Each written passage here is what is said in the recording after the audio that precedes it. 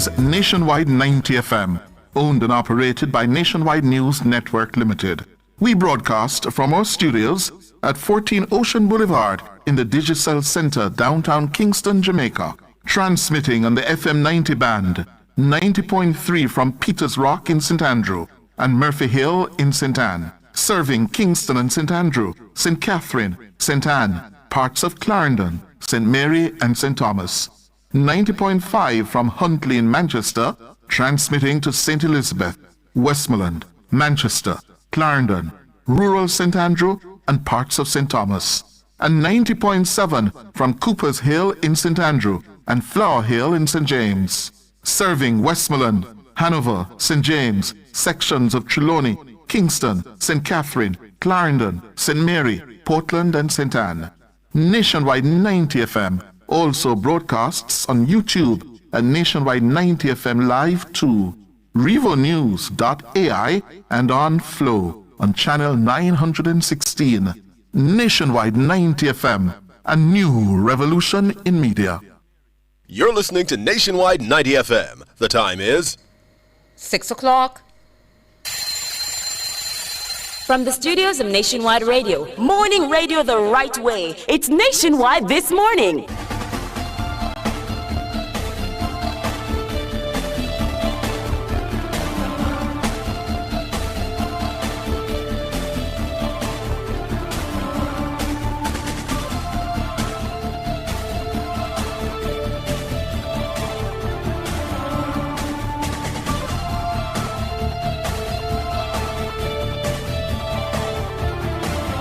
A very good morning to you. I'm Tona Thomas. Coming up in the news at 6 for this morning, Thursday, April 16, 2026. Inflation inches up due to rising energy costs. UHWI says it's in talks with the government to settle the $40 billion back taxes. Union rep cautions that a work-from-home policy will not be a cure-all for energy demand amid ongoing Middle East conflict. In regional news, Guyana invites investors for energy projects. In international news, hopes for deal to end Iran war grow, but nuclear issues unresolved. In sports, Waterhouse beat Tivoli Gardens 1-0 at Rare Nephew Jamaica Premier League game Wednesday night. And in business, Japan offers $10 billion to support and help Asian neighbors cope with oil prices. The details after the break. Ladies and gentlemen, the Queen, Brittany Clark! Hi, I'm Brittany. Are you culturally aware, talented and confident? Enter Miss Jamaica Festival Queen 2026 today. Log on to jcdc.awardsplatform.com and you have until April 17 to enter. Over $1 million in cash and prizes. Miss Jamaica Festival Queen. Catch the first news of the day. A comprehensive package of local, international, sports, and business news. The news at 6 on Nationwide 90 FM.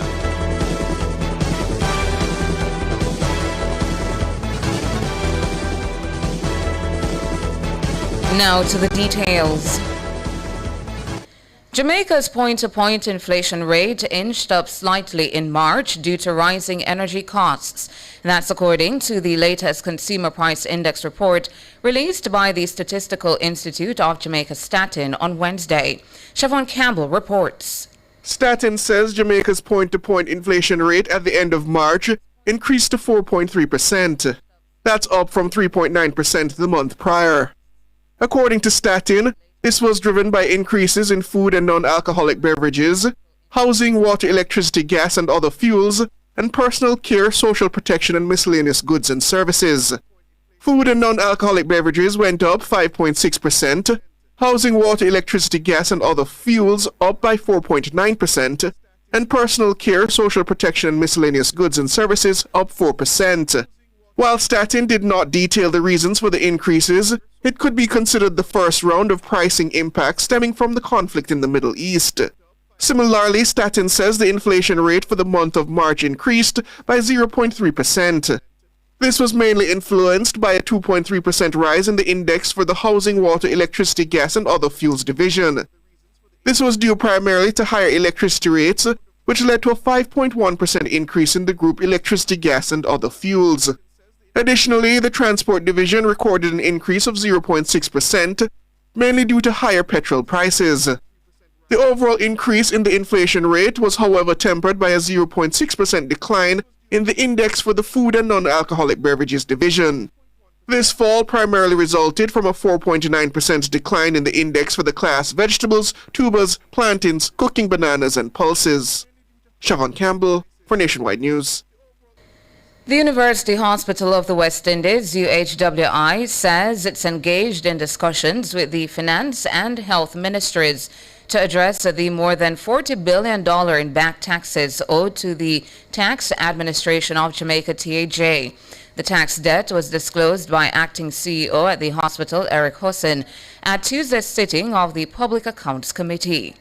Mr. Hussein, can you say whether the University Hospital has an up-to-date tax compliance certificate? We have a tax compliance certificate that we are operating under now.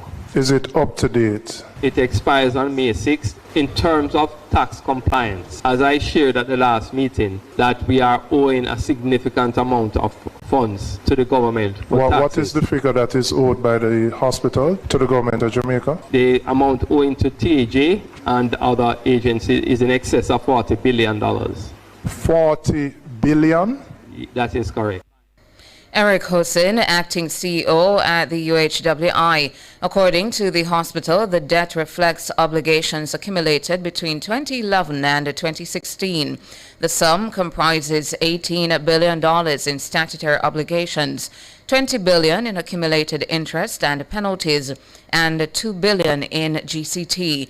UHWI says government subventions have consistently averaged around 75% of its annual budget request. This, it says, results in a structural monthly shortfall of $300 million in statutory obligations. The institution says it has directed available funds towards sustaining patient care, staff salaries, and critical supplier relationships. General Secretary of the Jamaica Association of Local Government Officers, Helene Davis-White, says resuming work-from-home arrangements is but part of the answer to the impending fuel crisis. She was reacting to comments from Energy Minister Darrell Vaz. If persons are not traveling as often, then it would mean that you could have a reduction in the demand for the fuel, and economic forces, the question of demand and supply always come into play. So I do think it does provide a kind of answer to the situation in that it will reduce the demand for fuel. Speaking at Wednesday's post-cabinet media briefing, Minister Vaz suggested that the arrangement may need to be implemented in light of the surge of global oil prices due to the ongoing conflict in the Middle East. But Davis-White says the move would not be a cure-all. Is not going to be a panacea because there are other things that have to be taken into account. So the question of work from home to limit demand is important, but we also have to look at rising gas prices and the effect it will have to the entire economy. So the question of work from home will solve or present a solution in respect to the demand, as I say. But at the end of the day, if we all continue to use electricity the same way that we are using now, the demand will not go down the way you would want it. And also you have to look at the actual price of the product and how it is going to filter through the economy in terms of increased prices for food and other items. Helene Davis-White, General Secretary of the Jamaica Association of Local Government Officers, JALGO. She was speaking on Nationwide at 5 on Wednesday. Meanwhile, Davis-White says while employees may welcome the resumption of work-from-home arrangements, managers may have a different outlook. I don't get a sense from my members that they would have a problem. In fact, there are several who are complaining, certainly in the public sector, that managers do not seem to be very willing to implement the policy of the government with respect to work from home. And so I don't get a sense that workers will oppose. Some may very well welcome the ability to go back to work from home. Helene Davis-White, General Secretary of the Jamaica Association of Local Government Officers. The University and Allied Workers Union, UAWU, says it supports the ongoing protest by administrative and technical staff at the University of the West Indies, UWI-MONA. The workers have been protesting since Monday over delayed salary increases. First Vice President of the UAWU, Clifton Grant, says the staff is frustrated by what they describe as a lack of urgency by the Ministry of Finance regarding their compensation review. The UAW stand with the workers. We support the workers' action because the workers have been very, very patient. And the ministry and the university need to treat the issue with some more urgency. So the process action by the workers is a result of the tardiness of both the Ministry of Finance and the University of the West Indies to really address the concerns of the workers in terms of their compensation. They have looked across the fence at the UHWI, and UHWI workers receive their compensation review. And they look in the central government, they have received, and therefore the university should not be treated less than anybody else. And they need to pay some urgency. They waited too long. And what they attend to the management and the Ministry of Finance, they have waited too long and they can't wait anymore. The workers say since their protest on Monday, they have received no satisfactory explanation about the delay. Grant says the last communication from the UWI to the workers was that they'd receive an update regarding their salaries by March 6th. But he says to date, there's been no word from the ministry. He says the workers have exercised enough patience with the UWI and the Finance Ministry. The government carried out a comprehensive compensation review, and it took effect from 2022. Unfortunately, when the government did it, the university workers weren't included by the fact that the university workers always aligned to the government in terms of any form of compensation and salary adjustments. We took it up on the higher Ernst & Young to carry out a review of the university specific, and they completed their work, and the recommendation was submitted from last year. We reviewed it and we gave the university our views on it, and the universities informed us that they submitted to the Ministry of Finance, and we have been waiting for the last 3 or 4 months. Clifton Grant, First Vice President of the UAWU.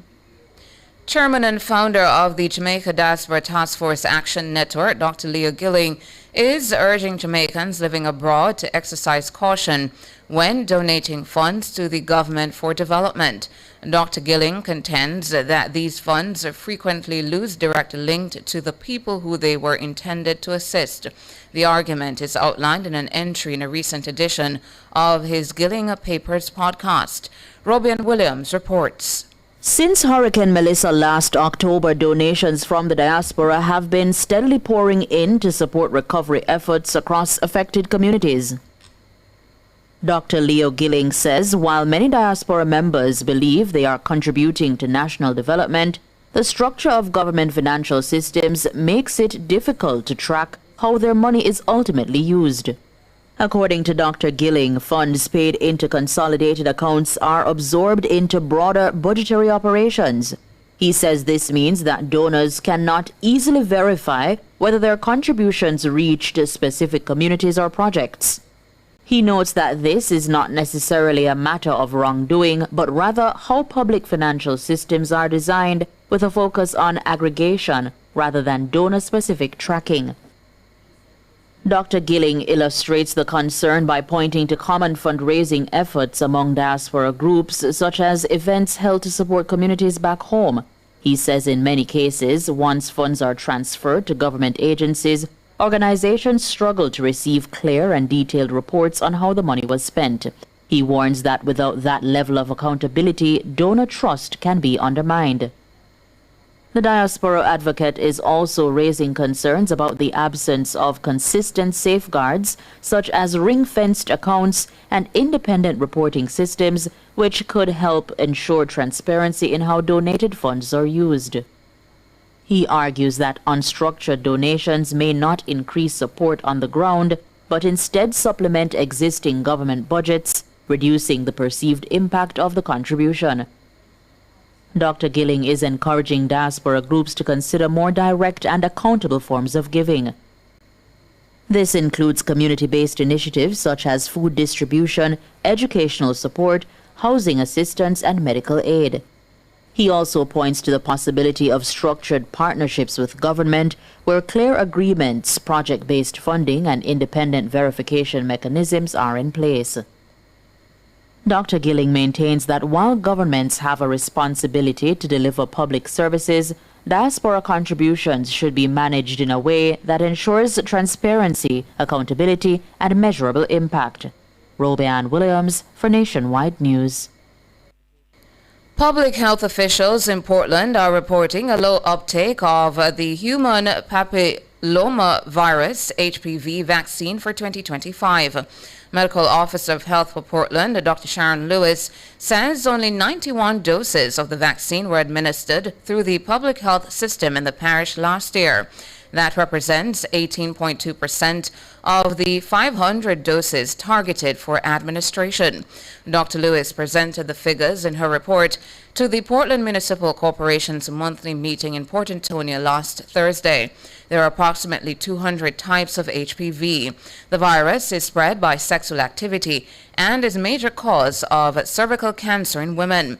Data from the Ministry of Health says an estimated 400 Jamaican women are diagnosed with cervical cancer each year, with close to half of them dying from the disease. HPV also causes 84% of all anal cancers, and some strains cause head and neck cancers. The Health Ministry says vaccination protects against those and other types of cancer in both women and men. The ministry says the vaccine is most effective if administered before exposure to the virus. Girls and boys aged 9 to 14 years are the priority. In young adults, vaccination is recommended up to age 26. Meanwhile, Dr. Lewis is urging the public to take advantage of the flu vaccines, which are available free of cost within the public system. She made the appeal especially as the available stock nears expiration. Dr. Lewis says the 600-plus doses currently in stock in the parish will expire in June this year. Her appeal came ahead of Vaccination Week in the Americas, being organized by the Pan American Health Organization from April 25 to May 2. The campaign is aligned with the Disease Elimination Initiative, which seeks to accelerate the eradication of more than 30 communicable diseases and related conditions by 2030. Dr. Lewis says 11 of these diseases are vaccine preventable. Also being observed at the end of the month is World Immunization Week from April 24 to 30. And that's it for the local segment of the news. Up next, regional and international.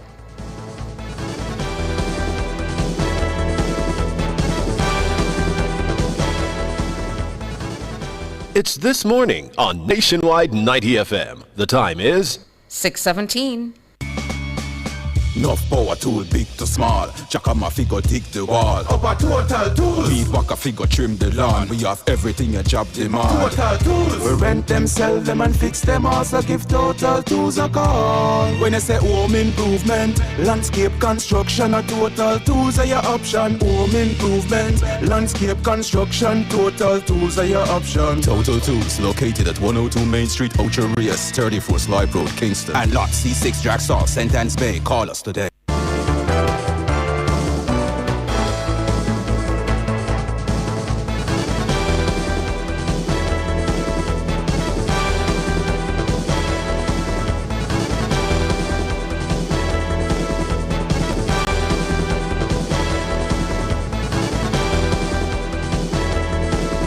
In regional and international news this morning, the government of Guyana has issued a preliminary call for investors to support key energy projects at Wales, West Bank, Demerara. The move signals continued momentum in the country's gas-to-energy initiative. The projects are to be located near the Wales gas-to-energy combined cycle power plant and natural gas liquids facilities. They're valued at a combined $340 million. According to the notice, the government is targeting investments of up to $5 million per investor for the Wales project, while the natural gas initiative has a cap of $1 million per investor. Interested parties may, however, indicate higher investment amounts. International optimism grew on Thursday that the Iran war may be near an end, with key Pakistani mediators having made a breakthrough on sticky issues. This even as Iran warned that the fate of its nuclear program had not been resolved. The United States and Pakistan have been talking up the prospects for a deal in the more than 6-week war. U.S. President Donald Trump says the accord would open the crucial Strait of Hormuz, through which a fifth of the world's oil and gas supply flows. Pakistan's army chief and a key figure in the mediation arrived in Tehran on Wednesday to try to prevent a renewal of the conflict. A senior Iranian official told Reuters on Thursday that the trip had led to greater hopes for a second round of talks and an extension of the 2-week ceasefire. And that's it for regional and international. Up next, sports.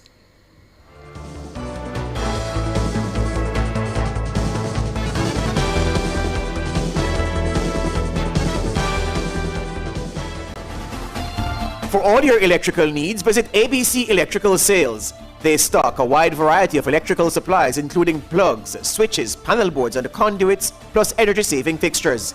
ABC Electrical Sales stocks brands like GE, Siemens, Philips, Cutler Hammer, and Allen Bradley. They also offer free island-wide delivery just to suit your needs. Visit them at Shop 8, Hagley Park Plaza, Kingston 10, or call 876-754-3714-5 or 876-754-3825-8. ABC Electrical Sales, for a better choice in the electrical business. It's Jamaica's biggest and best gospel music competition. Gospel Star. Yeah. Win over $1 million in cash and prizes. Online entries only at jcdc.awardsplatform.com. Enter now and be Jamaica's next gospel star. New closing deadline April 17. Enter now. Are you ready to turn your sales and marketing skills into high earnings? Nationwide 90 FM is searching for business development executives to help us grow our business and build lasting client relationships. If you have experience across all stages of the sales cycle and possess strong communication, negotiation, and time management skills with a proven sales track record, this opportunity is perfect for you. Join our team and work with the top corporate brands, media agencies, and of course, our on-air personalities. Enjoy networking opportunities, professional growth, and competitive commissions. Ready to take the next step? Send your resume to hr@nationwidenewsnetwork.com today.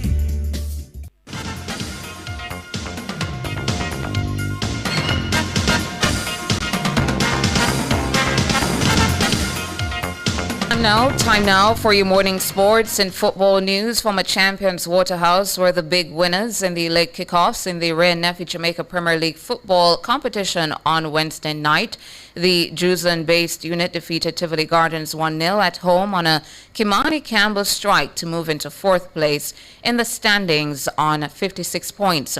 Another former champion, Arnott Gardens, bagged 3 crucial points after tagging leaders Montego Bay United 1-0 at the Tony Spalding complex. Kevon Wilson scored the winner as Arnott moved up to 7th on 46 points, just 1 place outside the playoffs. Mount Pleasant Academy couldn't capitalize on the slip-up by the leaders. They had to come from behind to draw 1-1 at home to Harborview at Draxall. Trevon Reed gave Harborview the lead in the 25th minute, but Raheem Edwards rescued a point for Mount Pleasant. The official kickoff of the CASAFA Soccer Express Mackay Security Next Gen Under-20 football competition is set for Friday at Constant Spring Field with a doubleheader. The first match will feature Harbourview against August Town at 4 p.m. In Game 2, Constant Spring take on Meadhaven United at 6 p.m. The competition remains a key pillar of CASAFA's youth development program and will showcase the next generation of local football talent. The Caribbean Premier League CPL has announced that it will stage fixtures at Arnisvale and St. Vincent and the Grenadines for the first time this year. It has confirmed an August 7 start date. The matches will be played in a record equaling 8 nations this year, with fixtures in Antigua and Barbuda, Barbados, Guyana, Jamaica, St. Kitts and Nevis, St. Lucia, St. Vincent and the Grenadines, and Trinidad and Tobago. Arnisvale has hosted 36 men's internationals, 5 matches at the 2024 T20 World Cup, which were dominated by spin. The CPL will run from August 7 until September 20 this year and will include a 7th franchise for the first time, with Jamaica Kingsmen joining the league. It will overlap with the men's 100 in England, a clash which will affect Nicholas Perrin and Sherfin Rutherford's availability for the final stages of MI London season. 5 teams will be involved in the 3 confirmed fixtures at Arnisvale. The CPL has not yet released a full fixture list, though the 4 playoff matches, eliminator, 2 qualifiers, and the final will be staged at Kensington Oval in Barbados from September 16 to 20. Former Australian batter Aaron Finch believes Indian Premier League outfit Lucknow Super Giants needs to find a way to get the best out of former West Indies captain Nicholas Perrin. In the ongoing Indian Premier League, Perrin has struggled with form, achieving a best score of 19 and scoring 42 runs from 5 innings played. According to Finch, Perrin's early retirement from international cricket is exposing holes in his batting at the moment. I think it has a part to play in it, absolutely. Coley, AB, Faf, I'll go back to Mike Hussey, these guys who just played minimal tournaments but still had a great impact. You're talking about guys that have got 10, 15, 20 years of international cricket behind them. That's a lot of money in the bank to be able to say, you know what, this is what I fall back on when things don't quite go so well. Perrin, they don't have 10 years of international cricket. So, yeah, they might have domestic cricket, but they don't have that day in, day out high pressure of international cricket, the expectation that you walk out to bat, you do your job every day. Finch added that players should not take playing international cricket for granted. One-on-one or with some net bowlers, as it is when you're training with an international team. The standards, the expectations, the intensity that you train at, that's just totally different. So I'm not saying that that's the only thing that would be causing it, but that's an obvious thing. Aaron Finch wrapping up your morning sports.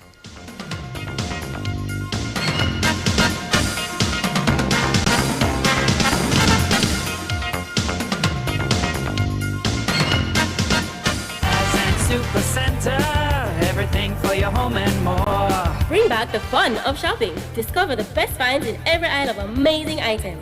For your kitchen, your living room, your bedroom, or any room, Azan Supercenter has that perfect touch to elevate your space to the next level. Our team is ready to help you find what you are looking for you or someone else. So stop by our Crossroads store today and rediscover the fun of shopping. Azan Supercenter, it's a lifestyle. It's a lifestyle.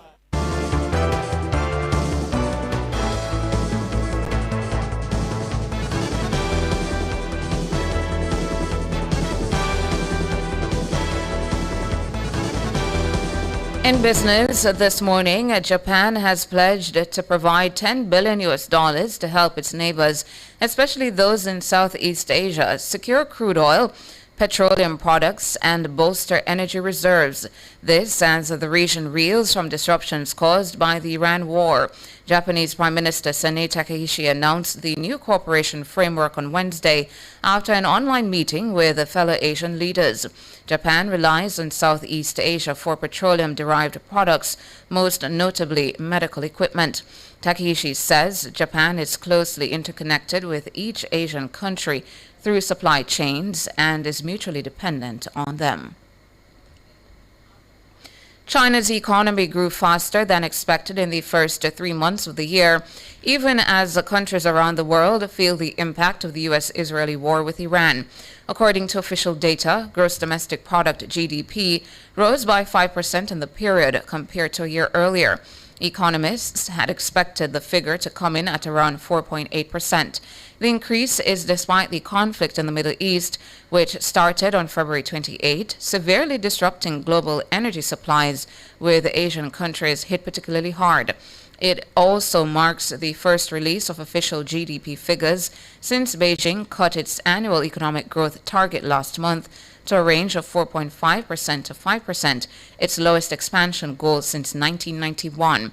The rebound from a weaker expansion of 4.5% in the previous quarter was driven by manufacturing, while the world's second largest economy continues to be weighed down by falling property investment. In foreign exchange trading now, the Jamaican dollar has gained 6 cents and will open against the benchmark US dollar, selling for an average $159.26. Against the Canadian, the Jamaican has gained 30 cents and will open selling for an average $115.36.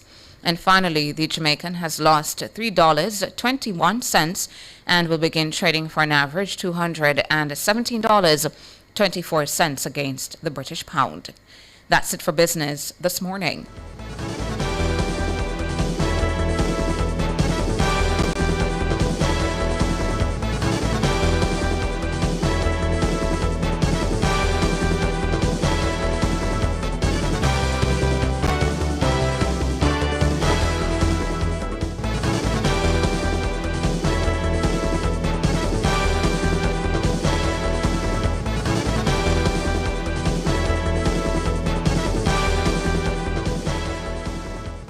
The National Land Agency helps landowners register land through its systematic land registration program.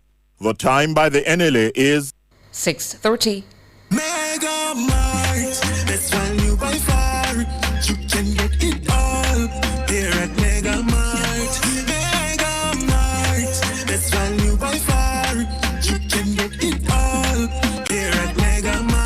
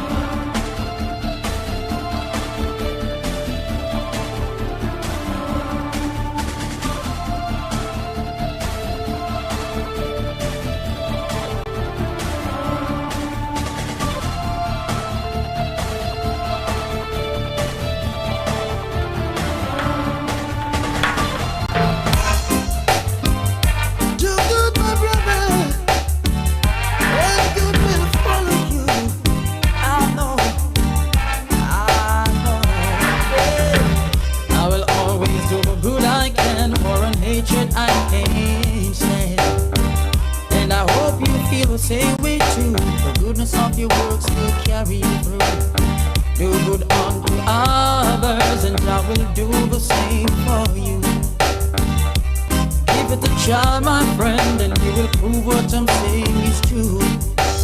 Love is the answer, there ain't no other. Oh, love is the answer, true love of the Father.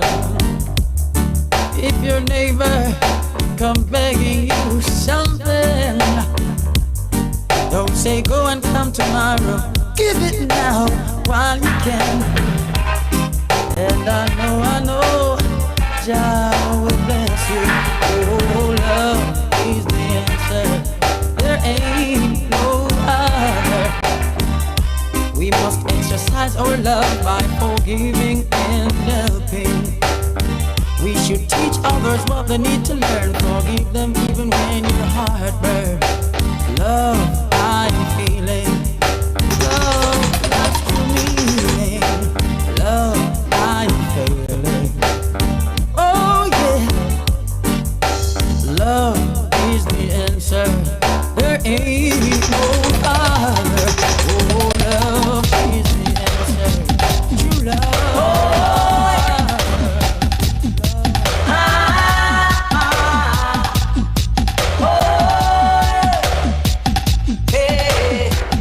Oh, I lift up my hands to the Father, I lift up, 'cause He made me strong. He put the food on my table, yes, and in my heart His song. Oh, Jah, I love you so. Mighty Jah, I need you so. Sing along, hallelujah, praise His name, hallelujah, highest praise, hallelujah, every night and day, hallelujah. Oh, when I am down and low, and the eating in my throat them blow, only Jah, Jah name I know. Hallelujah, praise His name, hallelujah, the highest praise, hallelujah, every night and day, hallelujah. Praises for Jah, both young and old. It's better than silver and gold. Silver and gold will vanish away, but the love of my Father is here to stay. Woe be unto the shepherds that lead my sheep astray. On that day they all shall pay. I'm not afraid to praise Him, forget my troubles and praise Him. Oh, I'm not afraid to say Him, open my heart and let Him come in. Yes, I'm not afraid to praise Him, forget my troubles and praise Him. Oh, I'm not afraid to say Him, open my heart and let Him come in. Yeah, hallelujah, praise His name,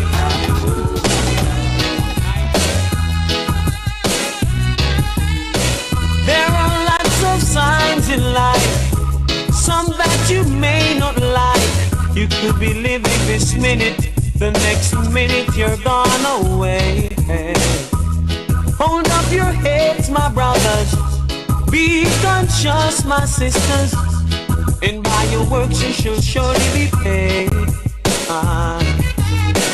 Never can to this the man with the anger, the one who's got the tiger, the one who sits high and it looks down low. And if you ever miss the man with the anger, the one who's got the tiger, then you'll be someone that he don't know. Say a prayer and chant a psalm, prayer a day keep the evil calm. Good morning, good morning, good morning, good morning to you. Welcome to Nationwide this morning, NTM. Thank you so much for coming on over and joining us this Thursday morning. And it's Thursday, April 16, 2026. Happy to have all of you. I see RN NNN saying beautiful selections, NNN. Good morning to RN and SH who's saying greetings, Tana. Yes, I am back. Happy to have you in the chat, SH. Good morning to all the YouTubers filling up the YouTube chat, of course, our channel. For those of you who still may be having difficulty finding us, it's Nationwide 90 FM Live. Nationwide 90 FM Live. And as I usually do, I encourage you to, when you hop on over and you subscribe, that you click the notification bell as well, so that you can be notified every time Nationwide goes live or every time we post content over here on the Nationwide 90 FM Live channel. Hello to my friends out there in Radioland, and good morning to all the NTMers joining from the website or the app. Good morning, good morning. I'm Tana Thomas. And I'm Said Bernard. Top of the morning to you, Tana. Good morning. Lady in red. King, you have to play Lady in red by the end of the show, yeah? Later. But top of the morning to our listeners, viewers, wherever you are, whatever you're doing. If you're already still at home, brewing your coffee, boiling your tea, or you're on your way to work, dropping the kids to school, or sitting in the traffic, trying to get to work. Top of the morning to you while you burn your gas. I know it's a hard one. And top of the morning to, of course, my YouTubers. Big up on yourself. Good morning, good morning, good morning. Happy to see you all. And yes, I'm still around for those of you asking. So top of the morning to you. How are you, Tana? I'm good. How are you? I'm okay. It's Friday Eve, but it feels very far from Friday. It feels very far from Friday? Really? Yeah, that's what happens when you're in court every day, Tana. For long hours. Wow. Trying to balance it all. I left police station 9 o'clock last night. Wow. Yeah. Wow. That's the rig of the job. Yeah, you have to do what you have to do, eh? So that's what it's like. So it's a long week for me. But I'm happy that Friday is literally around the corner tomorrow. And yeah, you just want to get that done. But this morning, Tana, I'm not going to spare any time because I want to spend some time this morning and beg my listeners, if you're at office or at work, home, to pull up a chair. But I think more importantly, for those of you who are listening via the radio in your car, sitting in traffic, burning the little gas that costs so much. And we need to talk this morning because we have to be real and honest. We need to have this uncomfortable conversation about what is happening at the pump, what is happening with your money, and what the government is now considering as a solution. And let's start with the numbers, because the numbers don't lie even when people do. So since the start of the year, fuel prices in Jamaica, they have risen by as much as 20%, coming in a series of weekly increases of roughly $4.50 at a time, every single week through March, for example. Every Thursday, we've woken up to the fact that prices have risen. E1087 is now selling at 176.88 per litre. E1090 is at 184.32 per litre. And yes, there was a tiny dip announced this week, about 25 cents per litre. But in real terms, it is no relief. 25 cents again, dip, but no relief. Somebody at Jamaica House thought that was worth announcing. But why is this happening now? And I don't want us to dance around it. We cannot dance around it. Because the ongoing conflict involving Iran has disrupted shipments through the Strait of Hormuz, a critical route that carries roughly 1/5 of the world's oil supply. And that has tightened availability, and it has pushed the global prices of oil higher.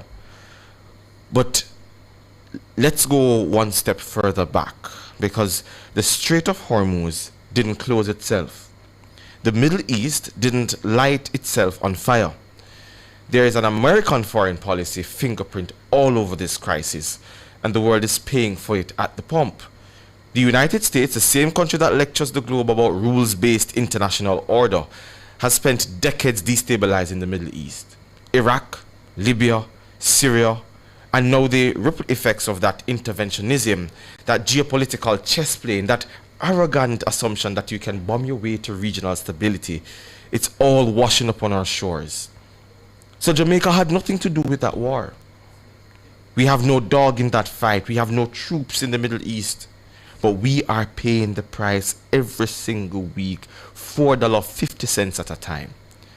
Because a superpower, thousands of miles away, decided that conflict was an acceptable foreign policy tool. And I want Jamaicans to understand that the pain at the pump has an address. And that address is not in Kingston. But that is where my understanding hits a wall.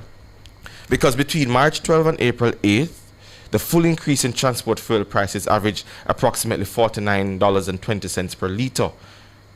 However, only $18, if you do the math, per litre was passed on to consumers based on the government's pricing cap of the $4.50 per litre per week. So the rest, Petrojam absorbed that cost, amounting to approximately US $8.6 million or 1.3 to 1.4 billion Jamaican dollars. So on the surface, that sounds like government is doing its job. And to be fair, that is what they're doing. It is something. But here's the part that should make every Jamaican this morning sit up straight. If the current pricing mechanism continues up to June 2026, it will cost the government of Jamaica $11.8 billion, which Minister Vaz himself, the Minister of Transport, described as unaffordable and unsustainable. So this cap, this relief, basically has an expiry date. It's now a band-aid and a bullet wound. And the question every Jamaican should be asking right now is, what happens in June? Because if that cap comes off and global prices are still this high, we're going to feel it all at once. And nobody will be ready. None of us. The Bank of Jamaica already warned us about inflation and the risk of that sitting at 3.9% in February, Tano. And that is expected and could go up and breach the 4%, going up to 6% during 2026. Electricity cost alone rose 5.1% in March. That's your JPS bill, your grocery bill, your taxi fare. It's all connected. And it's all going in one direction. So let's now talk about the government's response so far, or potential response. Because Energy Minister Daryl Vaz stood at the post-cabinet press briefing this week, and I'm quoting him directly here. He says, "I don't know whether or not we go back to a COVID hybrid version of working from home. Something has to happen because the level of traffic that I am seeing on the road doesn't show me that anybody realizes that there's a war and the price of fuel and oil is going to go up and up and up." That's what he has said. But Minister Vaz, respectfully, I want to say to you this morning that the people that are in traffic, the very people that I'm talking to right now, who is sitting down in the traffic and the oil is burning, they know. They know better than anyone else. Because they feel it every single time they stop at the pump. Every time they calculate whether they can afford to drive to work this week, they feel it. And the reason that traffic looks the way it does is not because the Jamaican public is ignorant of the war.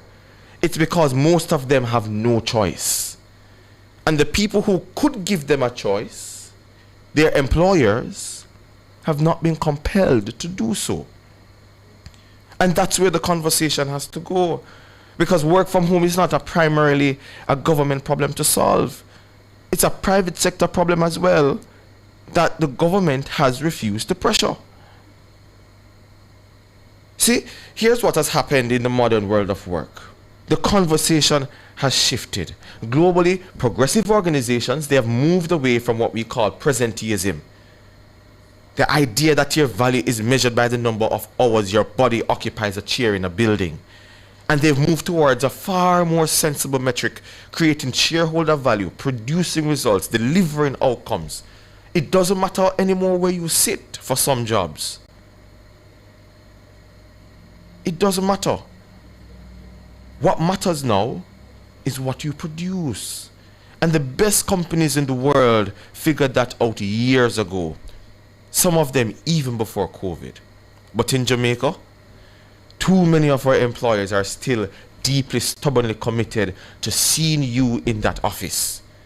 Not because the results improve when you're sitting in a cubicle versus sitting at home, but because of control, because of culture, because of a management style that confuses visibility with productivity. And remember now, 2020, COVID cracked that open. For almost 2 years, we proved irrefutably that work from home works. Teachers taught, civil servants filed report, call centers agents took calls. The technology was imperfect, yes. But at the same time, the bandwidth gave us something to work with. And the work was done. And we passed the worst, Tana. We passed the worst through COVID by working from home.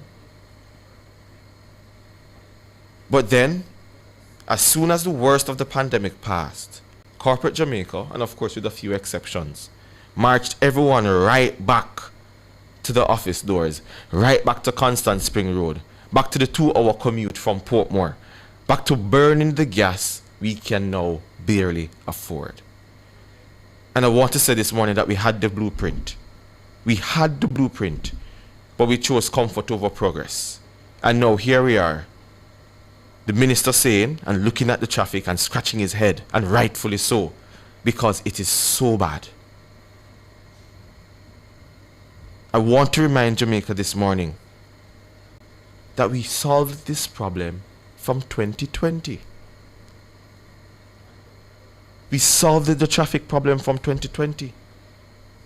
work from home worked for a lot of sectors. So why are we now here contemplating something that we've already tried to institute to avert a crisis when we could have had it from before and had things running a bit more smoothly? The truth is, ladies and gentlemen, we can't do anything about the war. It is above us, out of our pay grade as a country. But the culture that sits in corporate Jamaica needs to shake up. And the Minister of Energy, needs to put that pressure through the cabinet on corporate Jamaica and themselves as one of the largest employers in this country to institute work from home, learn what we have learned from COVID and have it instituted permanently and not as a reactive solution to an impending crisis. Because you see, ladies and gentlemen, when you don't plan, then you have to respond. And this crisis, like so many before it, is exposing that in real time. So Jamaicans are not unaware that there's a war. We're not oblivious to the price of oil at all. But the reality is, Jamaicans are tired, they're stretched thin, and they're waiting on the leadership that says, this is the way forward permanently. Because presenteeism is a thing of the past. Production value is a thing of the future. And that happens without sitting in traffic on Constant Spring Road. That happens without sitting in a line at the toll booth to get into Kingston from Portmore. That happens without having to burn the oil unnecessarily in this day and age where $4.50 is added every single week. That's what's on my mind.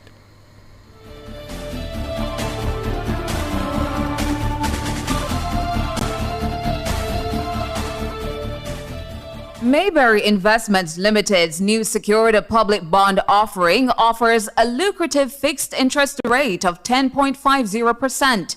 The time by Mayberry Investments Limited is 10 minutes to 7 o'clock. JPS and Partners Cooperative Credit Union offers financial solutions for every stage in your life: savings, auto loans, mortgages, and more. The temperature by JPS and Partners Cooperative Credit Union, your financial partner for life, is 25 degrees in Kingston, 25 out west in Montego Bay, and 21 in Mandeville. This station raised me. It gave me a voice. And if Nationwide has ever meant something to you, come on in. Join the Nationwide 90 FM Family Club today on Patreon.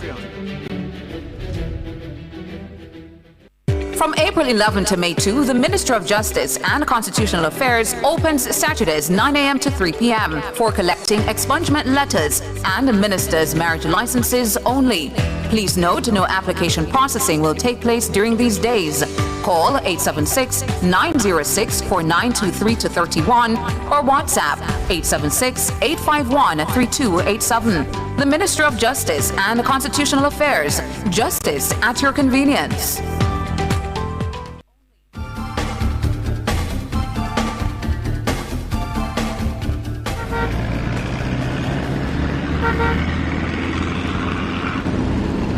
Eight minutes going up to 7 o'clock, and it's that time for Street Smart with the man Ludlow McLean. Good morning, Ludlow. Morning, Clyde. Morning, Paula. Hey to you, Ludlow. You are quite really interesting on their side, but I don't have, you don't have the time. Just to say that I wonder what percentage of the sector are staying at home, what was the productivity levels like, and also what percentage of the sector can work from home, and again, you can't. Those are interesting thoughts in my mind. Anyway, let's talk about the traffic. It's bright and sunny, and there are some areas that things are really moving along. So in the Constant Spring area, coming down towards Olivia Road, then on the Short Road, you're going to find the movement pretty good. And going across the Cater Drive, it's pretty good going all the way down to Barbican Road. Short Road also flowing. And just remember, when you get on the Constant Spring Road, there's going to be traffic all the way into Happy Tree Square, and also the Robin Constant Spring intersection is traffic. But the other side, coming up Peter's Park Road, pretty good movement all the way up towards Constance King Road, and looking at Reddy's Road, there's some traffic coming across the Eastern Park Road, then on to Constance King Road. That's a view of what's happening. First report is satisfied. Thank you so much, Ludlow. That's Street Smart. Up next, your word of the day.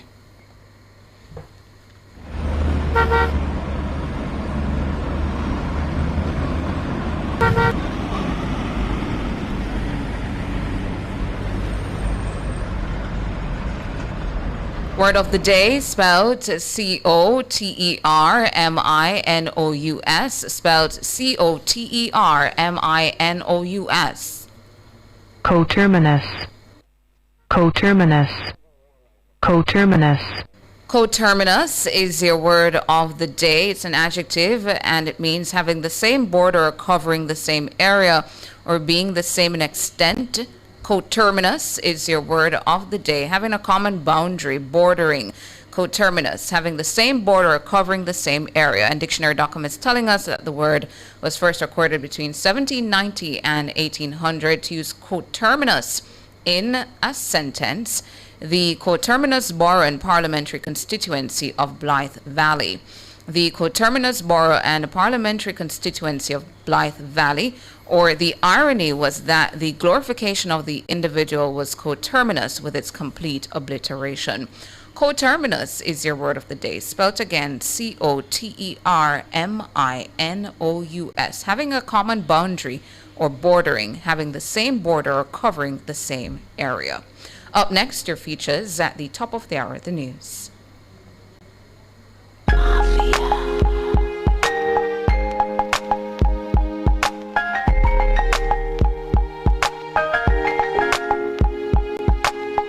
While there's no foolproof way to prevent memory loss or dementia, there are some simple yet effective steps you can take to keep your mind sharp.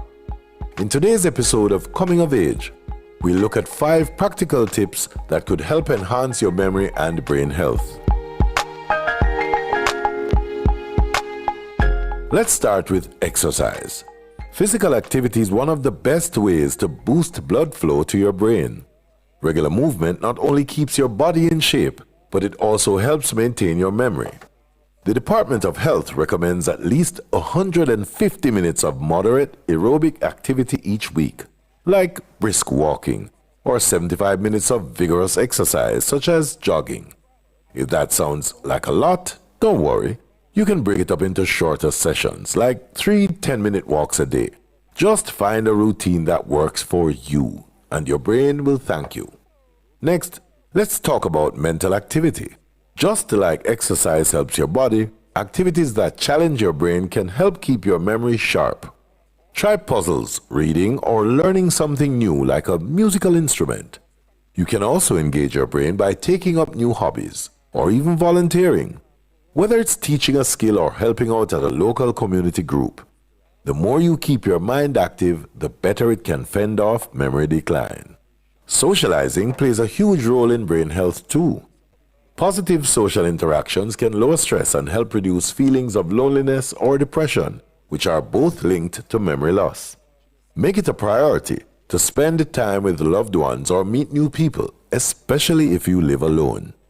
Even chatting with a friend over coffee or attending a community event can give your brain the boost it needs. Being organized can make a big difference when it comes to remembering things. If your home or workspace is cluttered, or if your schedule is all over the place, it can be harder to keep track of things. Use a calendar or planner to jot down appointments, tasks, and important events. And when you write something down, repeat it aloud to reinforce it in your memory. Another good tip is to keep your keys, wallet, and glasses in the same spot, so you're never scrambling to find them. Minimizing distractions and focusing on one task at a time can also help you retain information more easily. Finally, don't overlook the importance of sleep. Research shows that lack of sleep can contribute to memory problems, so it's crucial to get enough rest. Aim for 7 to 9 hours of sleep each night. If snoring is disrupting your sleep, it could be a sign of a sleep disorder like sleep apnea, which can affect your memory. If that's the case, it might be time to talk to your healthcare provider. Remember, staying active both mentally and physically can make a big difference in preserving your memory.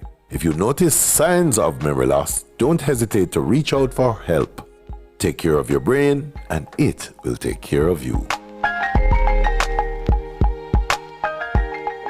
Fearless and fair. Nationwide 90 FM. Communication in today's world is the survival of any organization. Effective communication is significant for entrepreneurs regardless of whether they are large, medium-sized, small, or micro-sized. This is Lifestyle Pages on Business Communication. Communication helps manage, promote, and motivate employees about the task at hand, what is to be done, and how to improve the performance in reaching their goals. Communication also helps with the finding and sourcing of information for all members in the decision-making process. Essential information which must be communicated to the manager, who must in return talk to or have dialogue with his or her employees before proposal or project is acted upon or implemented. This way, no one can complain that they did not know of the proposal or the project. Communication is also crucial in changing or altering individual minds and attitudes, and helps with socialization between the employer and employees, as well as between employees in resolving disputes, which in turn makes solving disputes easier. Lack of good and proper communication can cripple or cause an organization or company to collapse. I'm Valerie, and those were Lifestyle Pages. Nationwide 90 FM, continuing the tradition of fair, fearless, and factual reporting. Jamaica, let's make road safety a priority. Slow down, stay focused. Remember, every life matters. The time brought to you by the JIS is... News time, 7 o'clock. One nation, one purpose, to rebuild stronger than before. Build it to last with tools and equipment from National Supply. The temperature by National Supply is... 25 degrees Celsius in capital city Kingston, 25 out west in Montego Bay, and in Mandeville 21 degrees Celsius. The most credible news in the morning. The news at 7 on Nationwide 90 FM.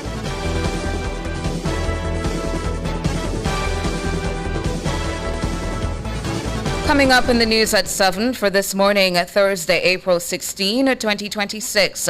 Inflation inches up amid rising energy costs. Energy Minister says Petrojam may have to adjust its consumer price cap if international oil prices continue to rise. UHWI says it's in talks with the government to settle its $40 billion tax debt. And in international news, hopes for a deal to end Iran war grow, but nuclear issues remain unresolved. The details after the break.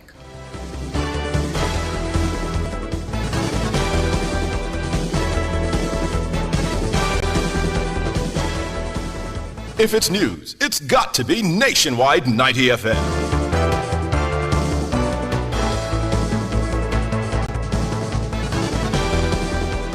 For the details, I'm Tona Thomas. Jamaica's point-to-point inflation rate inched up slightly in March amid rising energy costs. That's according to the latest Consumer Price Index report released by the Statistical Institute of Jamaica Statin on Wednesday. Siobhan Campbell reports. Statin says Jamaica's point-to-point inflation rate at the end of March increased to 4.3%. That's up from 3.9% the month prior. According to Statin, this was driven by increases in food and non-alcoholic beverages, housing, water, electricity, gas, and other fuels, and personal care, social protection, and miscellaneous goods and services. Food and non-alcoholic beverages went up 5.6%, housing, water, electricity, gas, and other fuels up by 4.9%, and personal care, social protection, and miscellaneous goods and services up 4%. While Statin did not detail the reasons for the increases, It could be considered the first round of pricing impacts stemming from the conflict in the Middle East. Similarly, Statin says the inflation rate for the month of March increased by 0.3%. This was mainly influenced by a 2.3% rise in the index for the housing, water, electricity, gas, and other fuels division. This was due primarily to higher electricity rates, which led to a 5.1% increase in the group electricity, gas, and other fuels. Additionally, the transport division recorded an increase of 0.6%, mainly due to higher petrol prices.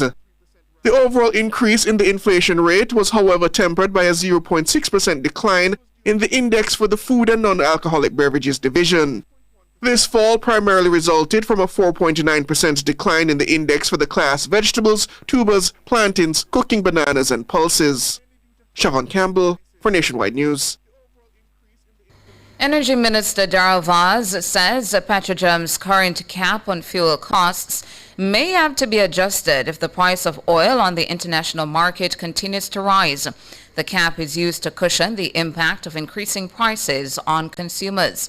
At the post-cabinet media briefing Wednesday morning, Minister Vaz indicated that a tiered system could be introduced to manage future increases. He expounded on the idea during Nationwide at 5 later on Wednesday. Let's just say, for argument's sake, discussion, it was $4.50. Maybe it has to move to $8. And maybe the second tier after that, maybe $10. It will be a cap, but it will be a higher cap. But the most important thing is that the government will still have to take part of that bill, because we can't pass on everything to the consumer. It will just be totally unaffordable. The minister has announced that the state-owned refinery has absorbed approximately $1.3 billion over the past 4 weeks due to rising fuel costs linked to the ongoing conflict in the Middle East.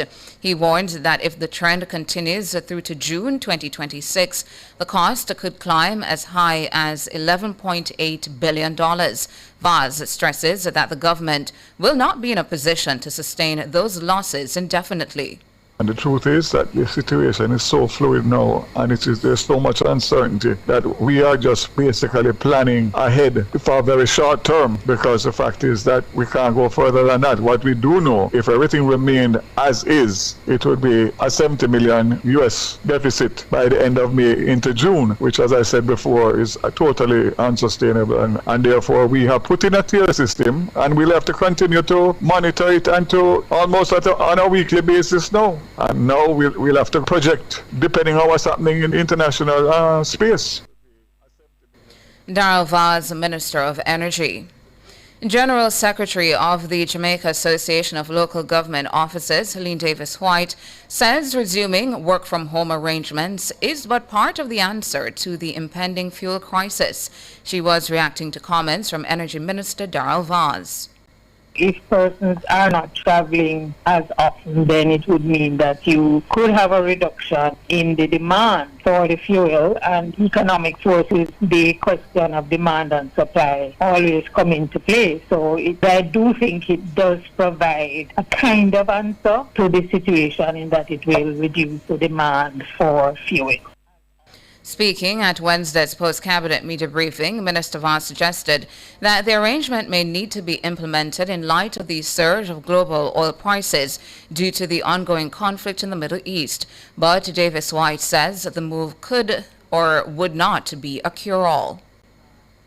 Is not going to be a panacea, because there are other things that have to be taken into account. So the question of work from home to limit demand is important, but we also have to look at rising gas prices and the effect it will have through the entire economy. So the question of work from home will solve or present a solution in respect to the demand, as I say. But at the end of the day, if we all continue to use electricity the same way that we are using now, the demand will not go down the way you would want it. And also you have to look at the actual price of the product and how it is going to filter through the economy in terms of increased prices for food and other items. Helene Davis-White, General Secretary of the Jamaica Association of Local Government Officers. She was speaking on Nationwide at 5 on Wednesday. Meanwhile, Davis White says while employees may welcome a resumption of work-from-home arrangements, managers may have a different view.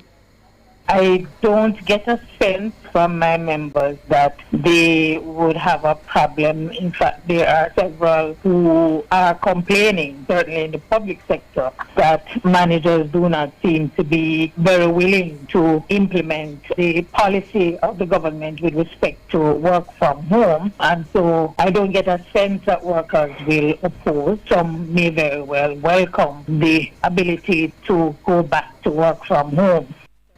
Helene Davis White, General Secretary of the Jamaica Association of Local Government Officers. The University and Allied Workers Union, UAW, says it supports the ongoing protest by administrative and technical staff at the University of the West Indies, UWI-MONA. The workers have been protesting since Monday over delayed salary increases. First Vice President of the UAW, Clifton Grant, says the staff is frustrated by what they describe as a lack of urgency by the Ministry of Finance regarding their compensation review.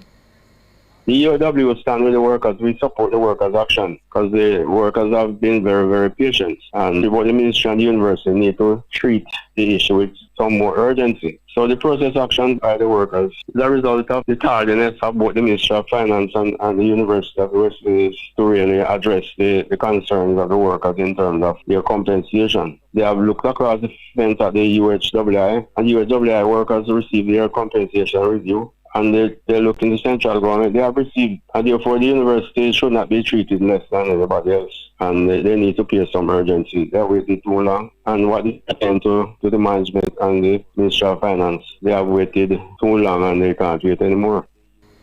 The workers say since their protest on Monday, they have received no satisfactory explanation about the delay. Grant says the last communication from the UWI to the workers was that they'd receive an update by March 6. But he says to date, there's been no word from the ministry. He says the workers have exercised enough patience with the UWI and the Finance Ministry. The government carried out a comprehensive compensation review, and it took effect from 2022. Unfortunately, when the government did it, the university workers weren't included, by the fact that the university workers always aligned to the government in terms of any form of compensation and salary adjustments. We took it up on the higher Ernst & Young to carry out a review of the university specific, and they completed their work, and the recommendation was submitted from last year. We reviewed it and we gave the university our views on it, and the universities informed us that they submitted to the Ministry of Finance, and we have been waiting for the last 3 or 4 months. Clifton Grant, first Vice President of the UAW. Meanwhile, in a statement late Wednesday night, the university said it engaged the workers following Wednesday's protest. It says the executive management made the decision despite having no formal notification of the issues. The management says its team was led by Acting Deputy Principal Professor Marvin Reed. UWI says the management explained the progress of the negotiations with the staff. It says the representatives were also assured of the willingness of management to engage with them at any time while respecting the collective bargaining process, which is a critical part of the engagement with the labor unions. According to the UWI, the protesters therefore agreed that they would meet with the wider constituency to explain the process and the progress to date. They reportedly further agreed that the administration should be given a reasonable time frame within which to complete engagement with the government and conclude negotiations with all unions. The University Hospital of the West Indies, UHWI, says it's engaged in discussions with the Finance and Health Ministries to address the more than $40 billion in back taxes owed to the Tax Administration of Jamaica, TAJ. The tax debt was disclosed by Acting CEO at the hospital, Eric Hussein, at Tuesday's sitting of the Public Accounts Committee. Mr. Hussein, can you say whether the University Hospital has an up-to-date tax compliance certificate? We have a tax compliance certificate that we are operating under now. Is it up to date? It expires on May 6th. In terms of tax compliance, as I shared at the last meeting, that we are owing a significant amount of funds to the government for taxes. What is the figure that is owed by the hospital to the government of Jamaica? The amount owing to TJ and other agencies is in excess of $40 billion. 40 billion? That is correct. Eric Hossin, acting CEO of the UHWI. According to the hospital, the debt reflects obligations accumulated between 2011 and 2026. The sum comprises $18 billion in statutory obligations, $20 billion in accumulated interest and penalties, and $2 billion in GCT. UHWI says government subventions have consistently averaged around 75% of its annual budget request. This, it says, results in a structural monthly shortfall of $300 million in statutory obligations. The institution says it has directed available funds toward sustaining patient care, staff salaries, and critical supplier relationships. Chairman and founder of the Jamaica Diaspora Task Force Action Network, Dr. Leo Gilling, is urging Jamaicans living abroad to exercise caution when donating funds to the government for development. Dr. Gilling contends that these funds frequently lose direct link to the people they are intended to assist. The argument is outlined in an entry in a recent edition of his Gilling Papers podcast. Robian Williams reports. Since Hurricane Melissa last October, donations from the diaspora have been steadily pouring in to support recovery efforts across affected communities. Dr. Leo Gilling says while many diaspora members believe they are contributing to national development, the structure of government financial systems makes it difficult to track how their money is ultimately used. According to Dr. Gilling, funds paid into consolidated accounts are absorbed into broader budgetary operations. He says this means that donors cannot easily verify whether their contributions reached specific communities or projects. He notes that this is not necessarily a matter of wrongdoing, but rather how public financial systems are designed with a focus on aggregation rather than donor-specific tracking. Dr. Gilling illustrates the concern by pointing to common fundraising efforts among diaspora groups, such as events held to support communities back home. He says in many cases, once funds are transferred to government agencies, organizations struggle to receive clear and detailed reports on how the money was spent. He warns that without that level of accountability, donor trust can be undermined.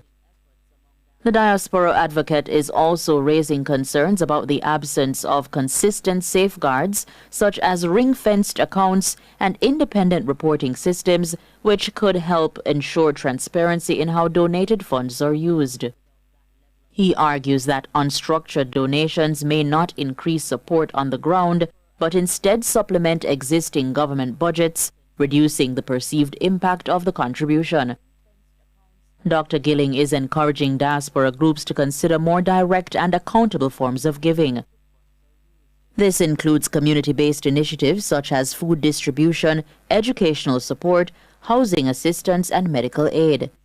He also points to the possibility of structured partnerships with government, where clear agreements, project-based funding, and independent verification mechanisms are in place. Dr. Gilling maintains that while governments have a responsibility to deliver public services, diaspora contributions should be managed in a way that ensures transparency, accountability, and measurable impact. Robian Williams for Nationwide News. And in international news, optimism grew on Thursday that the Iran war may be near an end, with a key Pakistani mediator having made a breakthrough on so-called sticky issues. This, even as Iran warned the fate of its nuclear program had not been resolved.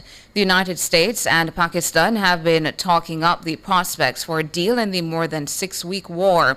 U.S. President Donald Trump says the accord would open the crucial Strait of Hormuz, through which a fifth of the world's oil and gas supply flows. Pakistan's army chief and a key figure in the mediation arrived in Tehran on Wednesday to try to prevent a renewal of the conflict. A senior Iranian official told Reuters on Thursday that the trip had led to greater hopes for a second round of talks and an extension of the 2-week ceasefire. And that's it for the news at 7.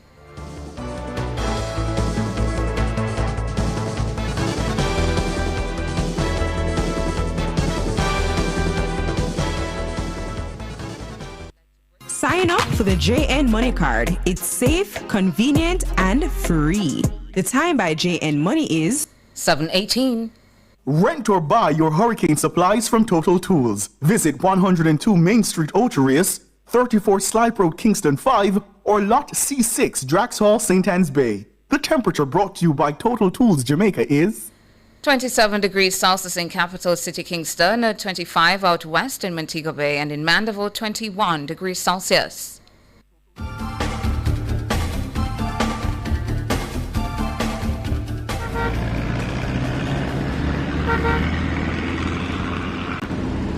That time of the morning when we get our second report of Street Smart with Ludlow McLean. Hey to you, Ludlow.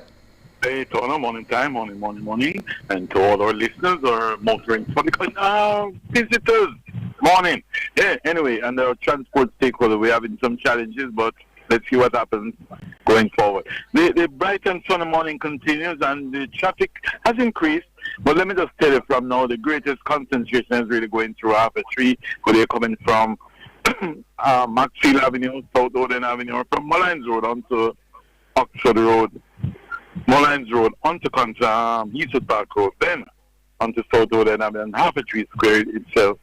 So a lot of traffic in that area, and Waterloo also has some traffic heading towards Hope Road, and then going from Hope Road, you go across to Trafalgar Road.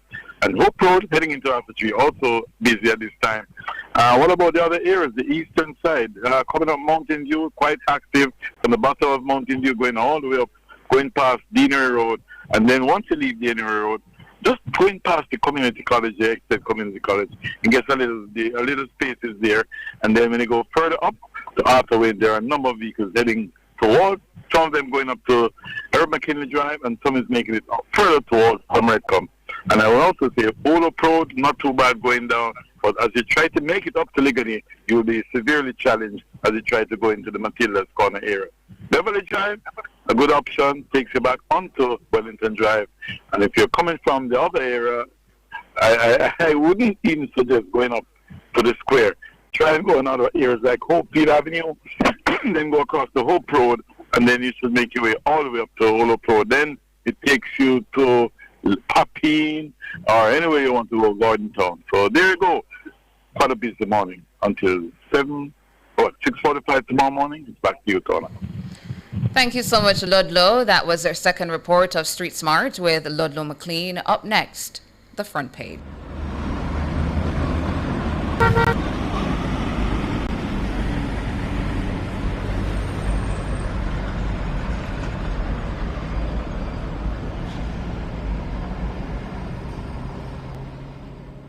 Front Page is brought to you today by ABC Electrical Sales, for a better choice in the electrical business. For all your electrical needs, visit ABC Electrical Sales. They stock a wide variety of electrical supplies including plugs, switches, panel boards and conduits, plus energy-saving fixtures. ABC Electrical Sales stocks brands like GE, Siemens, Philips, Cutler Hammer and Allen Bradley. They also offer free island-wide delivery just to suit your needs. Visit them at Shop 8, Hagley Park Plaza, Kingston 10, or call 876-754-3714-5 or 876-754-3825-8. ABC Electrical Sales, for a better choice in the electrical business.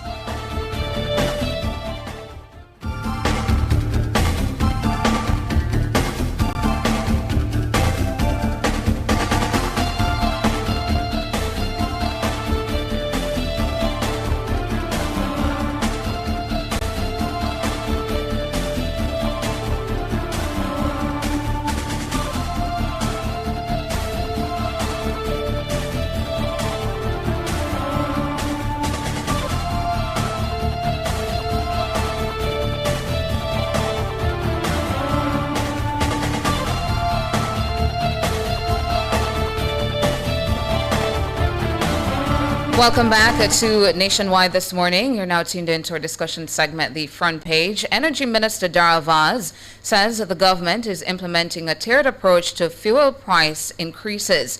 This in order to manage the steady increase in the commodity brought on by the ongoing conflict in the Middle East. He told Wednesday's weekly post-cabinet media briefing that currently the state-owned oil refinery Petrojam has absorbed $1.3 billion in 4 weeks due to rising gas prices. According to Minister Vaz, this is untenable. This level of support is not sustainable indefinitely, especially in a prolonged high-price environment. Cabinet has considered a revised new tiering pricing mechanism designed to allow for control and predictable adjustments, maintain consumer protection for smaller increases, enable greater flexibility during larger global price shocks. As of today, the new pricing mechanism is as follows. A tiered approach is being implemented, which will see petroleum prices being more closely aligned to global price movements. This will allow Petrojam to be more agile and respond in a more timely manner to price volatility.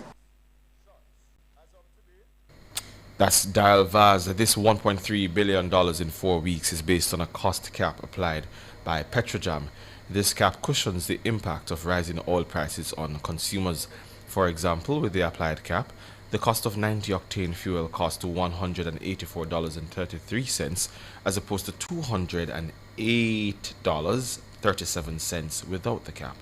Minister Vaz says if Petrojam continues this level of absorption up to June, it could cost the government $11.8 billion.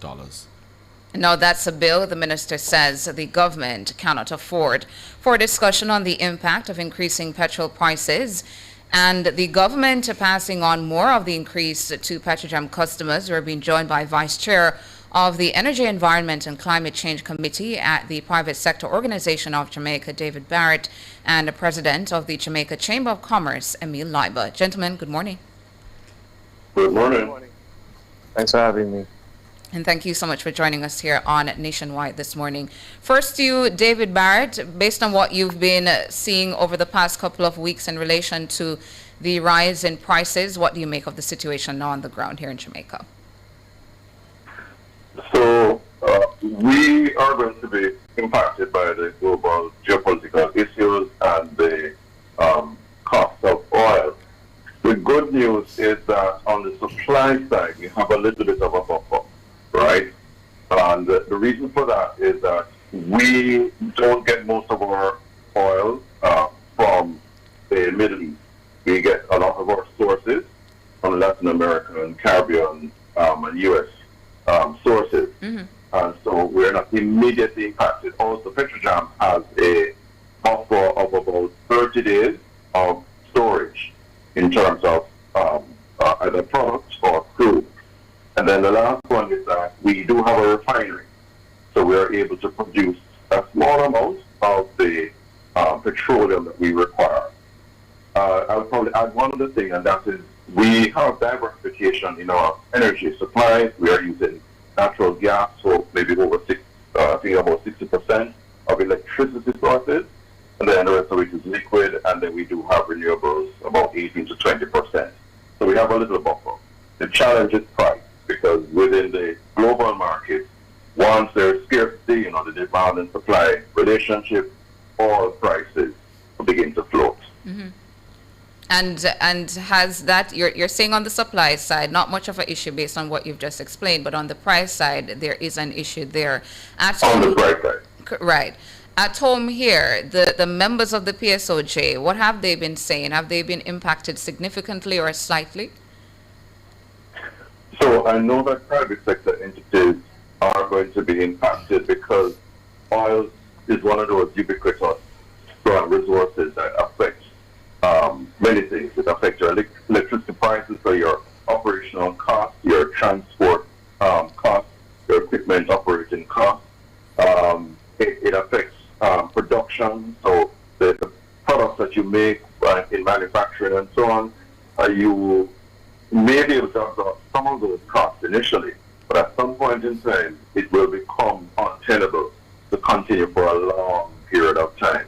And then, of course, with Petrojam can only buffer the cost that Jamaica states and private sector faces only for so long. After that, it chips in, and as I mentioned, one of those things that spreads throughout the Jamaican economy. So private sector has been affected, and if the war continues, we'll need to relook at the pricing models in order just to survive, and of course pay staff, etc.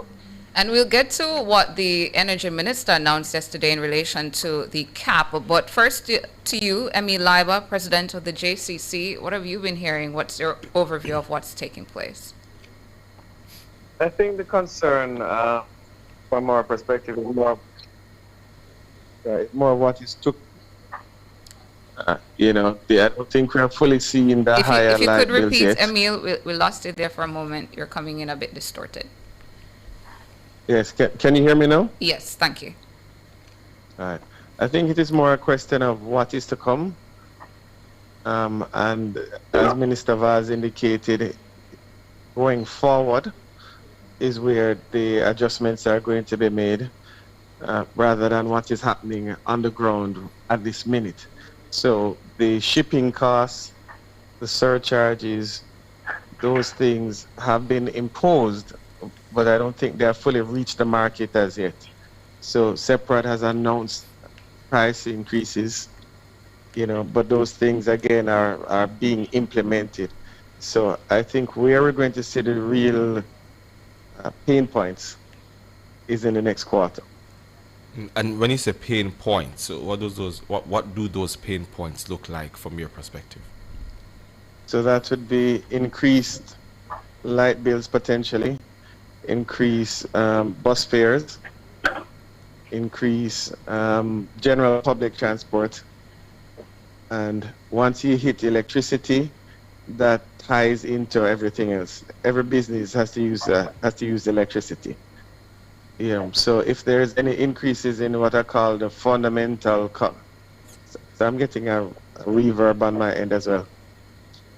All right, we're gonna fix that for you, Emil. We're gonna take the break, and then when we come back from the break, we pick up on your point, and then get your reaction to what the Energy Minister announced yesterday at that post-cabinet press briefing, that the government is implementing a tiered approach to fuel price increases. We take a break here on NTM. We'll be back with more.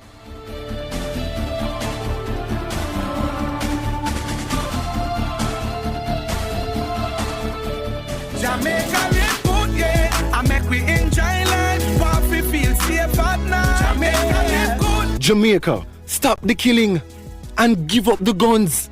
Just live good now. The time brought to you by the Ministry of National Security and Peace is 7:30. Upgrade your drive with Hyundai and Scotiabank. 4.99% interest, 0 fees, and 1-year insurance free. Choose from the Hyundai Venue, Palisade, Tucson, or Creta. Visit Kingston or Montego Bay showrooms. The temperature by Hyundai is 27 degrees in Kingston, 25 out west in Montego Bay, and 22 in Mandeville. Are you ready to turn your sales and marketing skills into high earnings? Nationwide 90 FM is searching for business development executives to help us grow our business and build lasting client relationships. If you have experience across all stages of the sales cycle and possess strong communication, negotiation, and time management skills with a proven sales track record, this opportunity is perfect for you. Join our team and work with the top corporate brands, media agencies, and of course, our on-air personalities. Enjoy networking opportunities, professional growth, and competitive commissions. Ready to take the next step? Send your resume to hr@nationwidenewsnetwork.com today.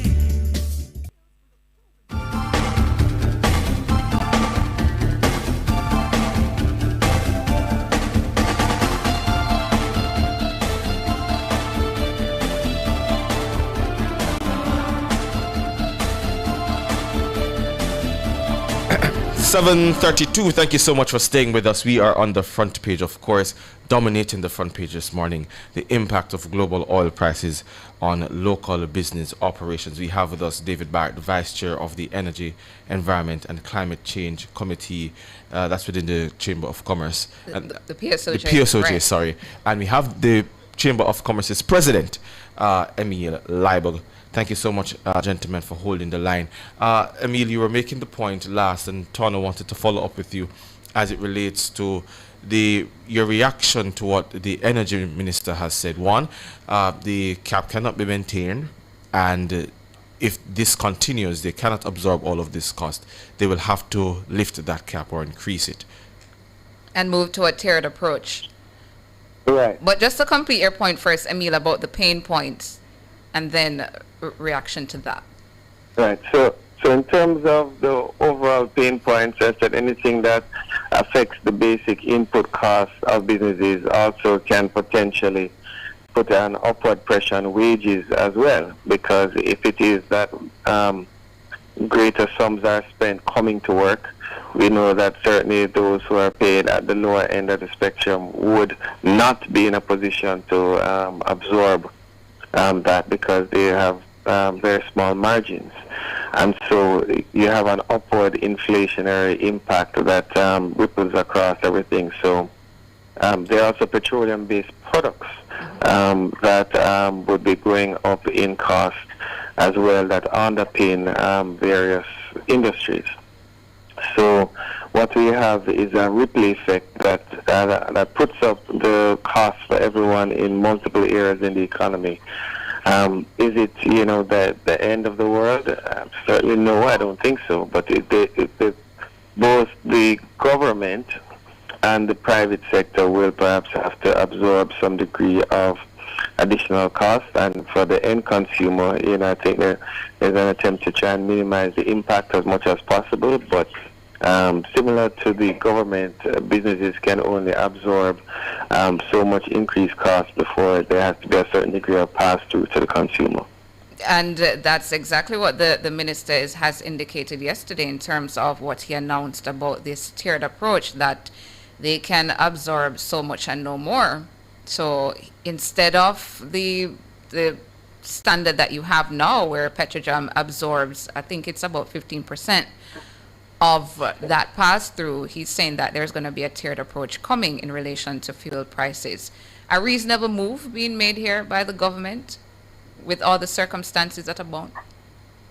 To some degree, we can appreciate that. We don't want any government enterprises to be lost leaders, but at the end of the day, you pay for it one way or another, because if the government has too large a deficit, then they're likely to increase taxation to try and make up the whole, or they have to increase borrowing, and then the interest cost of that borrowing again is something which affects the government's ability to provide services.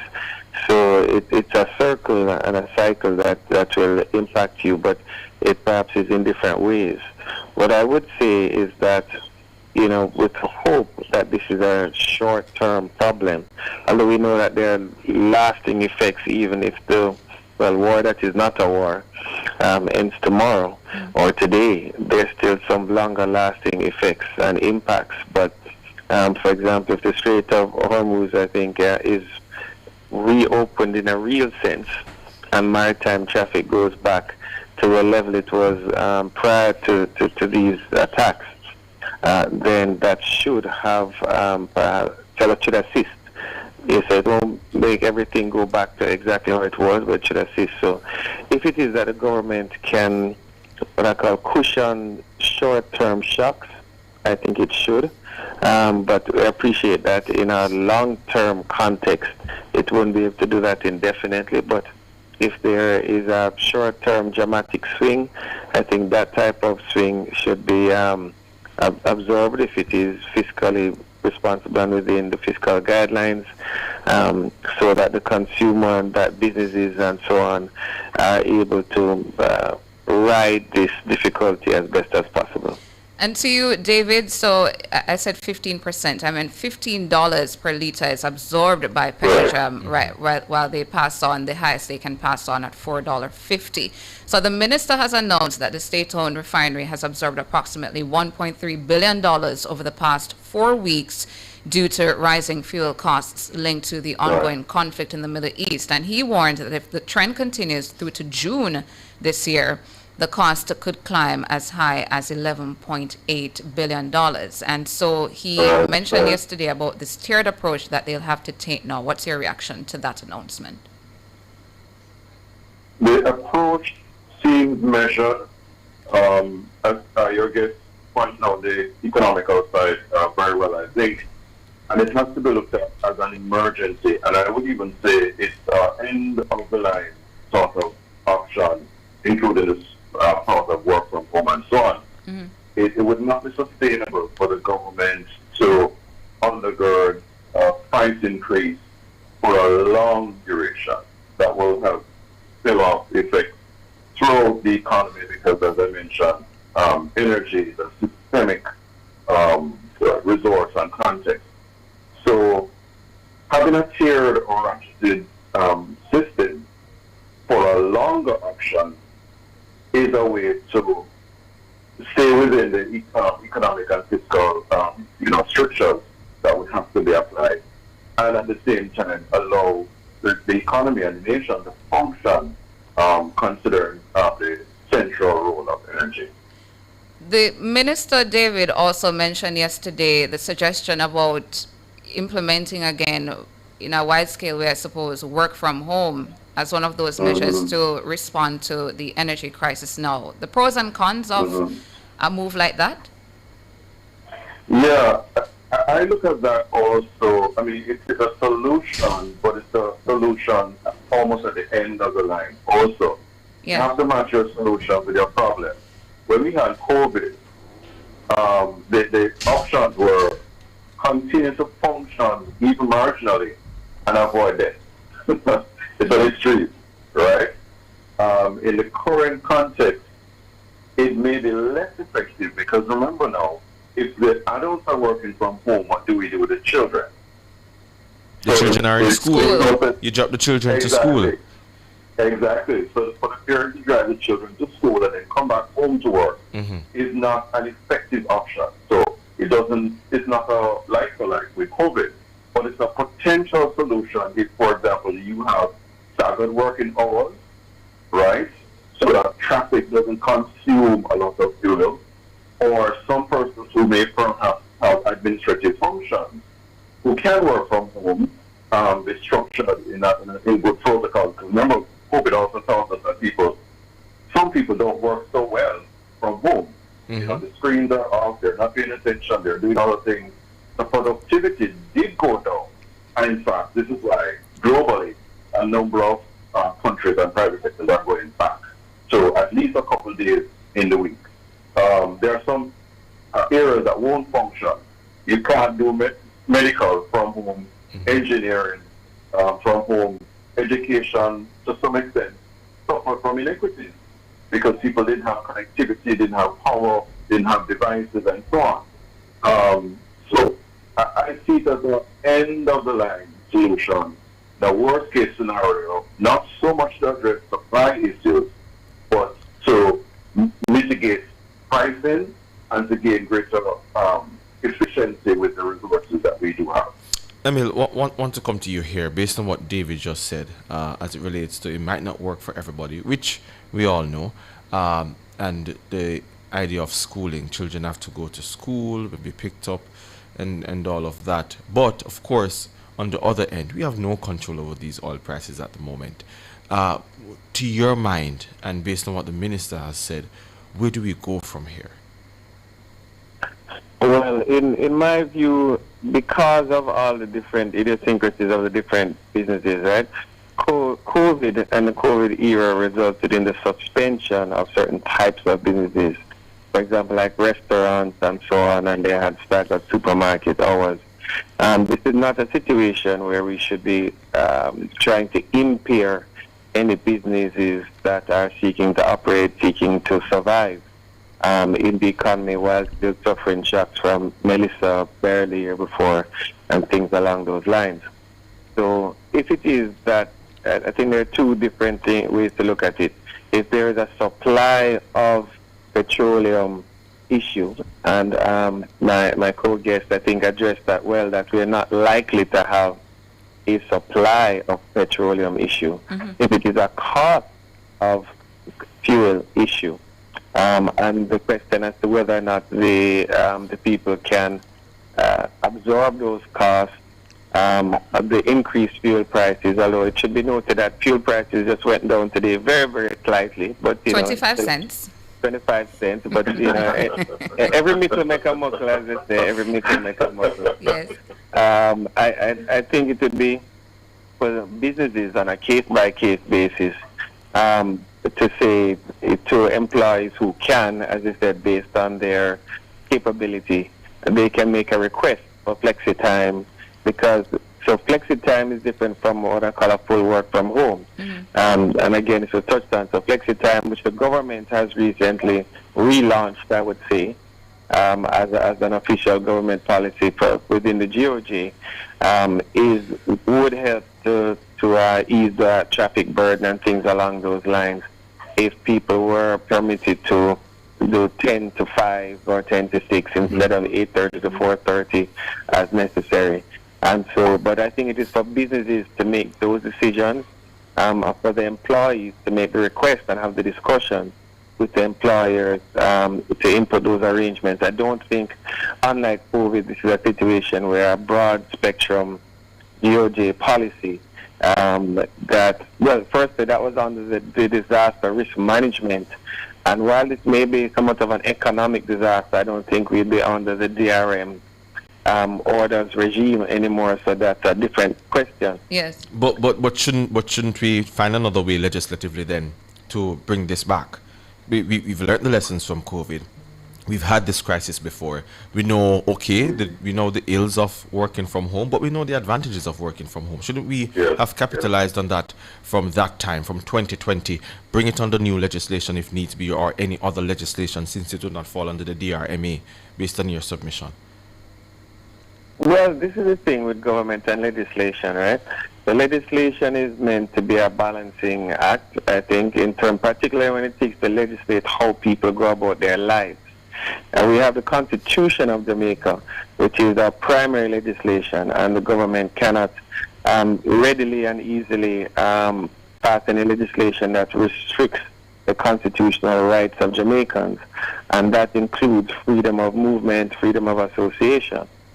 So to pass legislation to say that government can tell you when to stay in your house, when to go outside of disasters and those types of what I call proportionate issues, to say stay at home because we want to save money on gas, I'm not clear that there would be a strong basis on which government could do so. But that would be a matter for the GOJ. But not everything is fixed by legislation. Well, I think the guidance and direction is important. I don't think legislating to people to stay at home when their circumstances may not facilitate it. When you say to a domestic worker stay at home, she can't work remotely and she can't earn. When you say to someone who works in landscaping, they'll stay at home. Under the DRM orders, people who are above a certain age were to a degree prejudiced. They were directed to stay at home when others were allowed to work. But there are people who are above retirement age who are still working. And for you, how are they to earn? Yes, and for you, David, as we wrap the interview, said that the work from home is a worst case scenario that we get to that. Emil is saying perhaps it should be a case where the employees can apply if they see necessary for the flexi work arrangement or work from home. But for short term, medium term, long term, in relation to matters like these, because you just never know when a war is going to pop up somewhere in the world and affect countries like Jamaica, what should be those solutions you put on the table this morning? Definitely a mix of those two. There has to be some flexibility so persons can work at different times in different spaces, according to the activities that they're doing and according to the legislation. But the other thing that's critical, Jamaica developed its energy policy out of a series of wars and geopolitical issues in the Middle East in particular, and so on. And at this point in time, we have a target of 30% by 2030 for our electricity sector. It's critical that we increase the amount of local power, especially that we can generate, in order that we are further buffered from global issues. So we have a 200 megawatts renewable energy on the table coming up. We have 100 that was gone. We can meet the target, but energy security, which affects cost and functionality, must be maintained at a fast pace so that we are buffered on global issues. David Barrett, Vice Chair of the Energy, Environment and Climate Change Committee at the Private Sector Organization of Jamaica, and Emil Leiber, President of the Jamaica Chamber of Commerce. Gentlemen, thank you so much for your time this morning. Thank you. Before we go to the break, yes, I was just here sitting and thinking. Since I have known my adult self, all I have heard is that we're in unprecedented times. Yeah. You ever think about it? Yeah. Unprecedented times? Yeah. One thing after the other? I'm tired of unprecedented times, honestly. In terms of, there was a pandemic. The pandemic. Factors having to do with climate change, in terms of hurricanes. And here we are with And then here we are with a war that has driven up oil price. I'm tired of it. Yeah. We'll go for the break.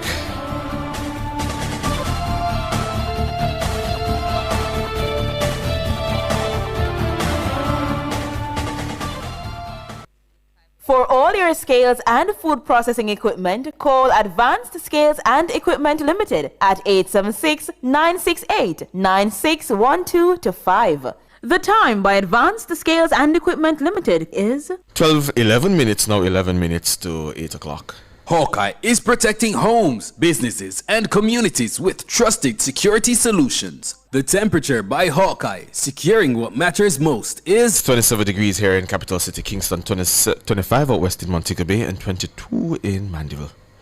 From April 11 to May 2, the Minister of Justice and Constitutional Affairs opens Saturdays 9 a.m. to 3 p.m. for collecting expungement letters and ministers' marriage licenses only. Please note, no application processing will take place during these days.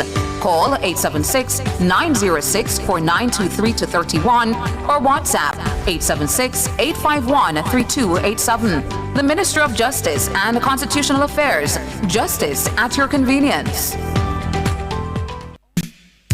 Turn up the heat with Hot Listing, Nationwide 90FM's new on-air and online classifieds feature. If you have a car for sale, room for rent, or yard sale come up. If you look at work or need stuff. If you provide a service, make it a Hot Listing, Nationwide 90FM's new on-air and online classified segment.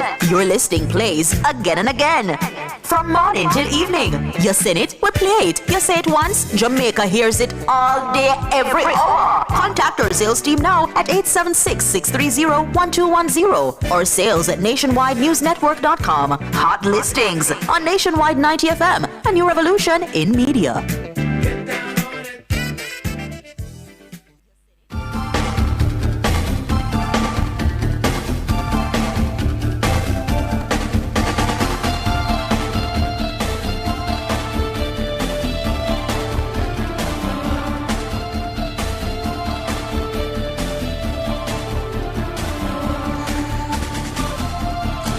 10 minutes going up to 8 o'clock. Thank you so much for staying with us. We're still on the front page, but we turn our eyes to the NARA bill. The government is seeking to pass a long-awaited legislation to establish the National Reconstruction and Resilience Authority, NARA.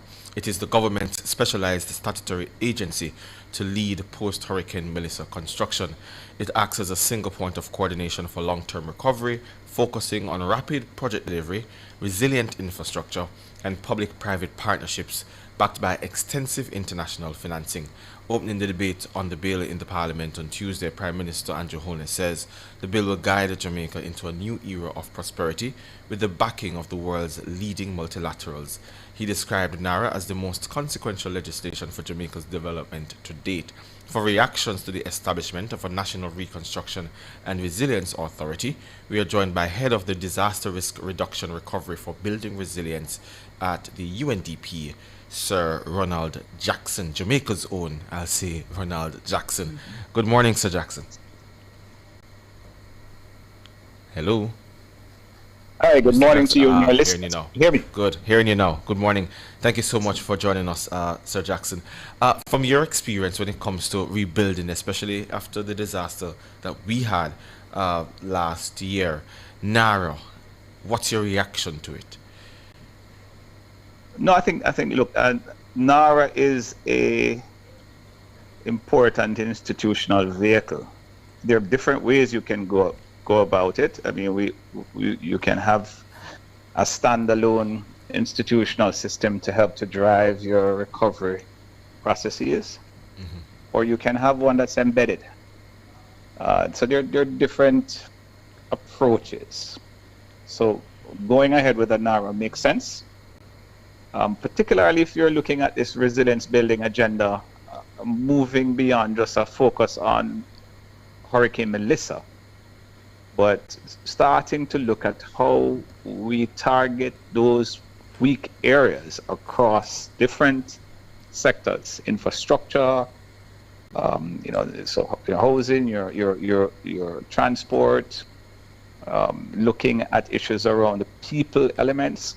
There's huge vulnerability still in the country that needs to be addressed in a very systematic way. So I think NARA is fit and proper to work with the existing MDAs, the ministries, departments, and agencies, to take a coordinated and focused look on addressing some of these, what I would call points of failure that exist. That event such as Hurricane Melissa, or a seismic event, a COVID event, acts as a trigger to exploit and to lead to the sort of challenges, whether they are fiscal, whether they're social, and so forth and so on. So Jackson, want to ask you, because you've traveled the world, you've seen several disasters of different types, perhaps even with more damage to other countries than what we've experienced here at home in Jamaica. Has any other country in similar or worse circumstances gone this particular route in setting up a specialized agency? And if so, what benefits did that yield in reconstruction and resurgence? There are many cases in the Caribbean. This is not the first time Jamaica has also gone this route. Maybe not as extensive in terms of the NARA approach, and that could be, again, learning from all these experiences. Trying to look at now a much more improved institutional vehicle to address some of the lessons from past approaches with the ONR, right, the Office of National Reconstruction, which has been established in Jamaica in the past. There are cases in Dominica. There are cases, yes, CREED. There are cases in BVI. There are cases outside of the Caribbean. So from time to time, governments do take this decision to establish an institutional mechanism to drive the recovery process. It's usually an institution that has a shorter lifespan, maybe 4 to 5 years. But as I said, this is an evolving area globally. I would point out to you that the area of resilient recovery is one of the identified elements in the global framework, what is called the Sendai framework, that requires greater investment. And of course, the assessments are showing that we're still learning and improving and enhancing the approaches around how we deal with resilient recovery and delivering on the principles of building back better or building forward better. So yeah, that's what I would advise on. And we've shared with the government of Jamaica a compendium of experiences, institutional systems for dealing with recovery to help to inform their own thinking around how they take this forward. And what do you make of different aspects of what will come with NARA, Sir Jackson, in terms of JAMROC? That's the oversight body. The Prime Minister has announced that the Finance Ministry is coming with a different sort of procurement standard specifically for NARA versus the regular procurement standards that we have here in Jamaica.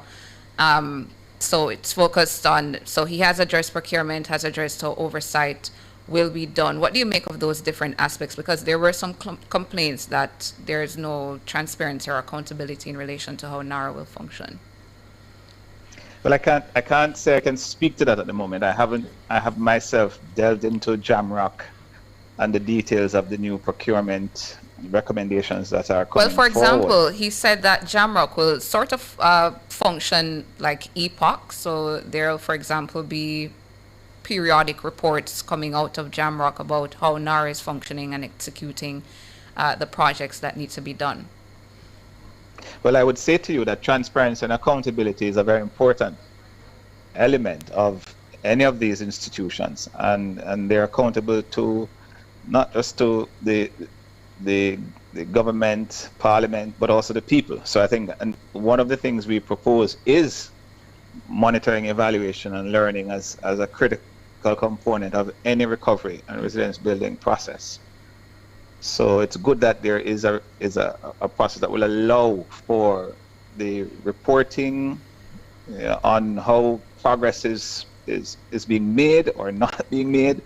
What are the adjustments that are required to move towards the ultimate objectives and goals that are being set for NARA? So I think that's only a positive from from what you've described to me. Mm. And is there any gap in terms of what you've heard so far about NARA and how NARA is supposed to function that you believe should be added to the entity? The bill is before the Parliament now. It's been spoken about, and there has been talks that, listen, if there are improvements that need to be made to the bill, those improvements will be made. Is there anything that you've heard about NARA so far that you think has been left out that needs to be included? Not from my vantage point. I did see the feedback on the bill itself. Yes. I also saw an editorial. I think those are reasonable reflections, and are worthy of being taken into the strengthening of the bill as it goes forward. It will only make NARA a much more effective institution, a much more accountable institution, and also a focused institution addressing the areas that the government and the people see as lacking in Jamaica's agenda for building resilience. So I think I'm fine with those recommendations to strengthen the bill from where I sit. What you don't want to do is, of course, have NARA replace the existing roles of the MDAs, really to help them with, as I said, some more of the targeted and focused coordination that is required to ensure that the resilience dividend is achieved from the investments that are going to be taken forward in addressing Melissa. But I would say to you, looking beyond Melissa, because Hurricane Melissa only impacted us half or just a little bit over a quarter of the island in a significant way. There are other points of weaknesses across Jamaica that were not tested by Melissa, and so the agenda to try to address them is an important one. Mm-hmm.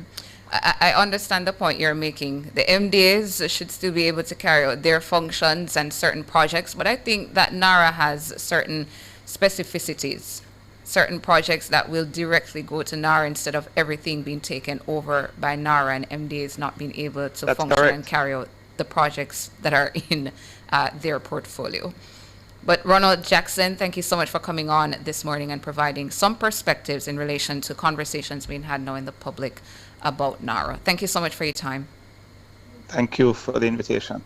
Ronald Jackson there, the head of the Disaster Risk Reduction Recovery for Building Resilience at the UNDP. We take a break now. And before we go to the break, an item of breaking news. The World Athletics, we've now confirmed it. World Athletics, they have rejected several applications submitted as part of Turkey's government-backed recruitment drive and ruled that all 11 athletes seeking to switch allegiance to Turkey will not be permitted to represent the country in international competition. That ruling affects 4 Jamaicans, including Jaden Hibbert, Rajendra Campbell, Wayne Pinnock, and Roger Stoner. You will recall that some time ago they were given a lucrative offer by the government of Turkey to switch allegiance from Jamaica to Turkey in time for the Olympics to be hosted in LA. Well, the World Athletics body, the panel that they've ruled that the applications were not independent individual requests, but instead were part of a coordinated government-financed strategy to buy a national team. Turkey's government operated a wholly owned club that recruited overseas athletes with lucrative contracts, specifically to switch their allegiance ahead of LA 2028.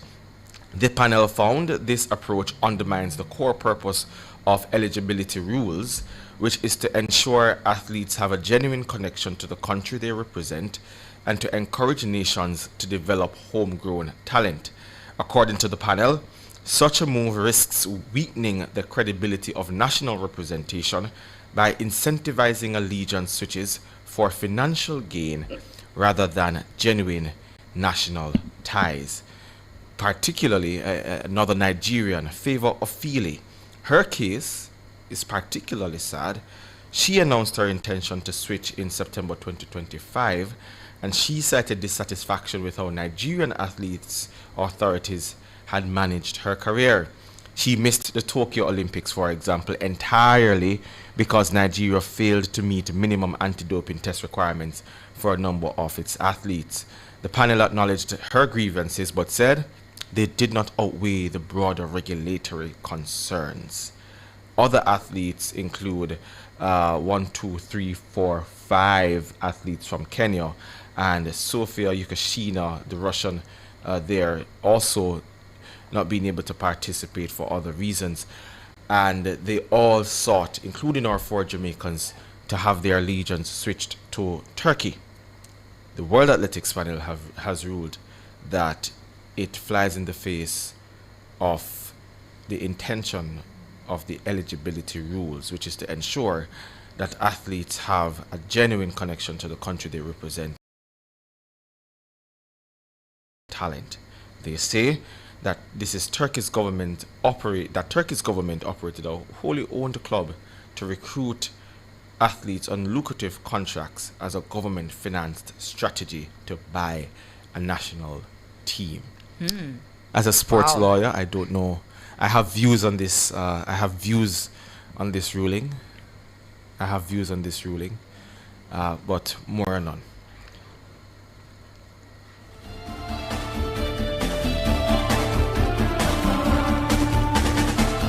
Front Page was brought to you today by ABC Electrical Sales, for a better choice in the electrical business.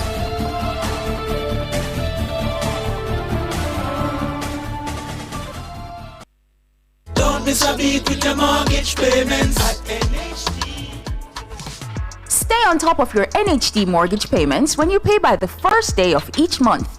The time by the National Housing Trust is 5 minutes after 8 o'clock. Interex Distributors presents the ultimate tile clearance sale. Transform your space for less. Dunrobin Plaza, 30 Dunrobin Avenue. The temperature by Interex Distributors is 27 degrees Celsius. That's 27 degrees Celsius in capital city Kingston, 25 out west in Montego Bay, and in Mandeville 22 degrees Celsius. From the mountainside to seaside, countryside to townside, inside and outside, it's across Jamaica this morning.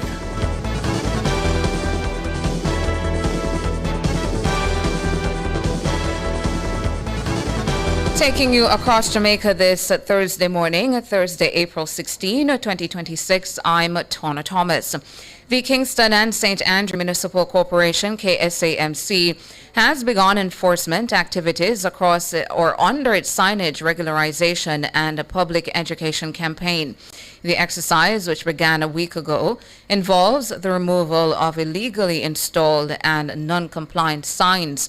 The corporation says enforcement is phase 2 of the campaign.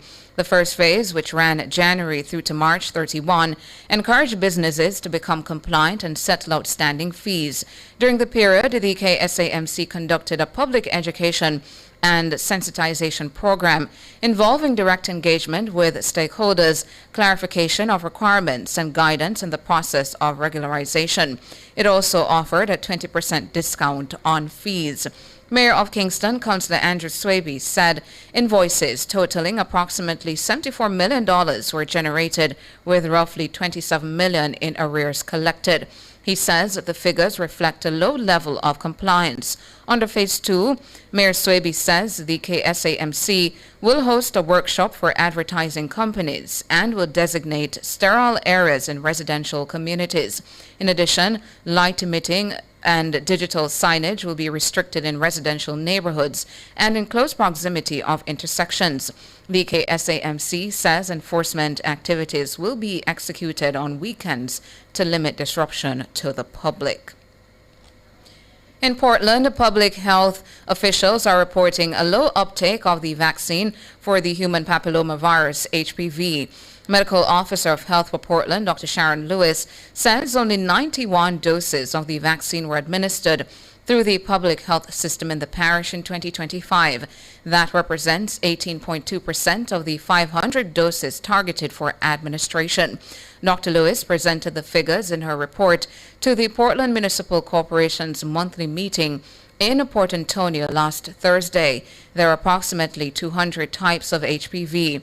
The virus is spread by sexual activity and is a major cause of cervical cancer in women. Data from the Ministry of Health says an estimated 400 Jamaican women are diagnosed with cervical cancer each year, with close to half of them dying from the disease. Meanwhile, Dr. Lewis is urging the public to take advantage of flu vaccines, which are available free of cost within the public system. She says that the 600-plus doses currently in stock in the parish will expire in June this year. Her appeal came ahead of Vaccination Week in the Americas, being organized by the Pan American Health Organization from April 25 to May 2. The campaign is aligned with the Disease Elimination Initiative, which seeks to accelerate the eradication of more than 30 communicable diseases and related conditions by 2030. Also being observed at the end of the month is World Immunization Week from April 24 to 30. And that's it for Across Jamaica for this Thursday morning.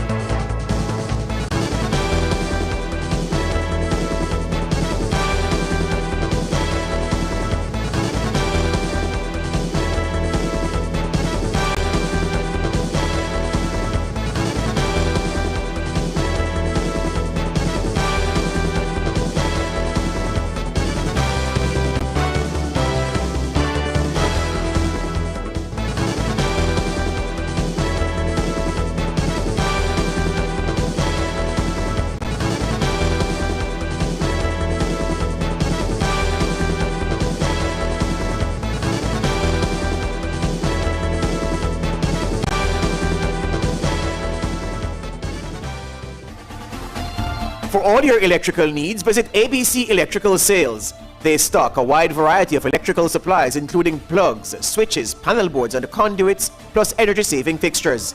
ABC Electrical Sales stocks brands like GE, Siemens, Philips, Cutler Hammer, and Allen Bradley. They also offer free island-wide delivery just to suit your needs. Visit them at Shop 8, Hagley Park Plaza, Kingston 10, or call 876-754-3714-5 or 876-754-3825-8. ABC Electrical Sales, for a better choice in the electrical business. Morning after morning, you've made Nationwide 90 FM part of your routine. So let's take this connection one step closer. Join the Nationwide 90 FM Family Club and be part of it officially on Patreon. Family.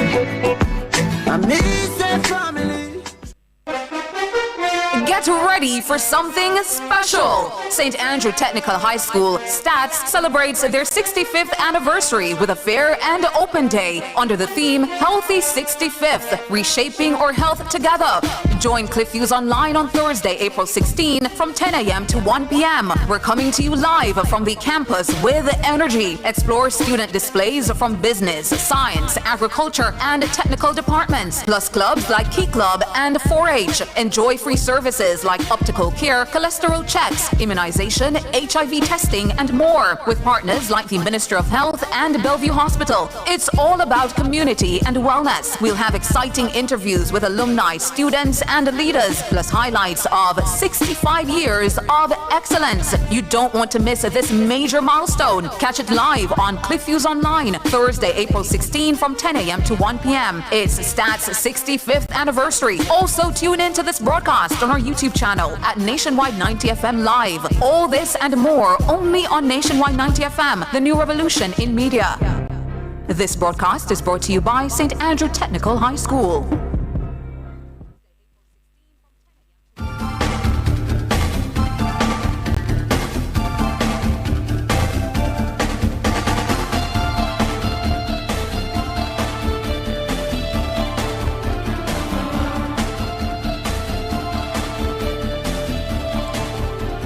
It's time for Building Blocks, brought to you by the Contractor Center, providing solutions for everyday challenges. Now, whether you're a professional builder or homeowner looking to protect your investment, the Contractor Center is here to help you get it right. Today, I'm being joined by Building Solutions Manager at the Contractor Center, Jody Ann Siblis. Good morning to you, Jody. Hi, morning, Tana. Thanks for having me. Thank you for being on for the Building Blocks. How are you this morning?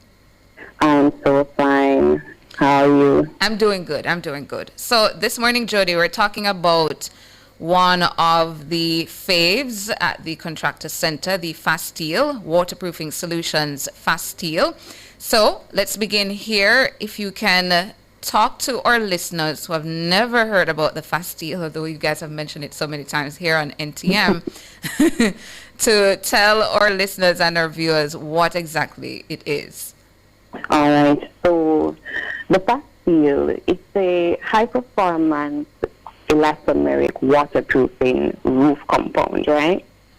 So it's versatile, it's durable, it has high elasticity, right? So it's a great waterproofing product for your slab roof. So your decking, balconies, it's very versatile, so it can be used in multiple areas. Okay, and talk to us about the application of it.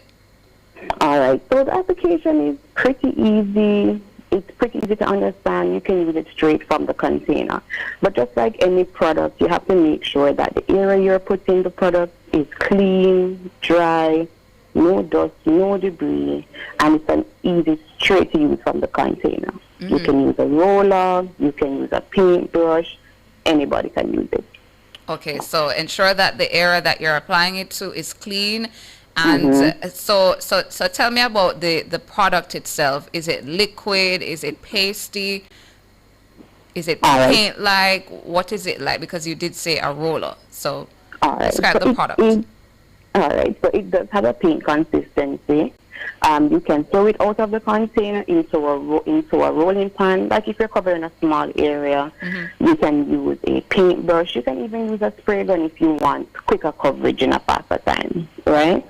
But it is a paint consistency, so it's not very hard to work with. Okay, so I can pour it out in a paint pan, have my roller, and then just apply it to the area. How quick does it dry? It takes 2 hours to dry. Quick, fast. Oh, not bad, not bad. So for those of you who need waterproofing of your deck, the Fasteel, Jody is saying, is the perfect product to do it. So, and this is something I can do. It's a DIY application. Yes, anybody can use it actually. DIYers, contractors, interior decorators. Because it's such a simple product to use, anybody can use it. Your grandmother could use it. It's very, very easy. Mm-hmm. And what has been the feedback, Jody, from your customers who come into the Contractor Center? They've purchased the Fasteel for waterproofing. What feedback has the Contractor Center gotten from those customers? All right, so the customers are fairly happy with the Fasteel waterproofing compound.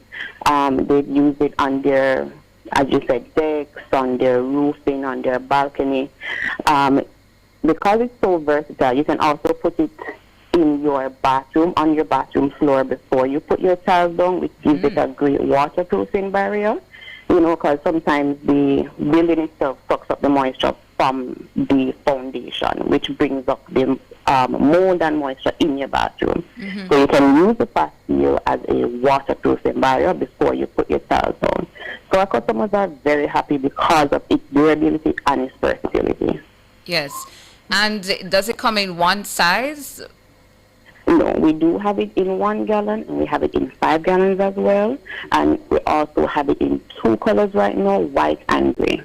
White and gray in different sizes. And what sort of cost are we looking at?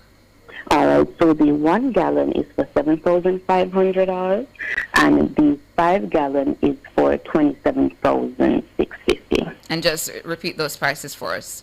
Sure, not a problem. So the 1 gallon fast seal is $7,500, and the 5 gallon is $27,650. Right, because we did have a YouTuber, Viv Gooden, who was asking about the cost. So there you go, Viv Gooden. And Viv says duration of effectiveness. Okay, so for duration, I guess Viv is asking how long does it last? When might I need to go back and reapply fast steel to the area? So the fast seal, once you apply it, following the directions and following the preparation direction as well, once you apply it properly, it can last up to 5 years.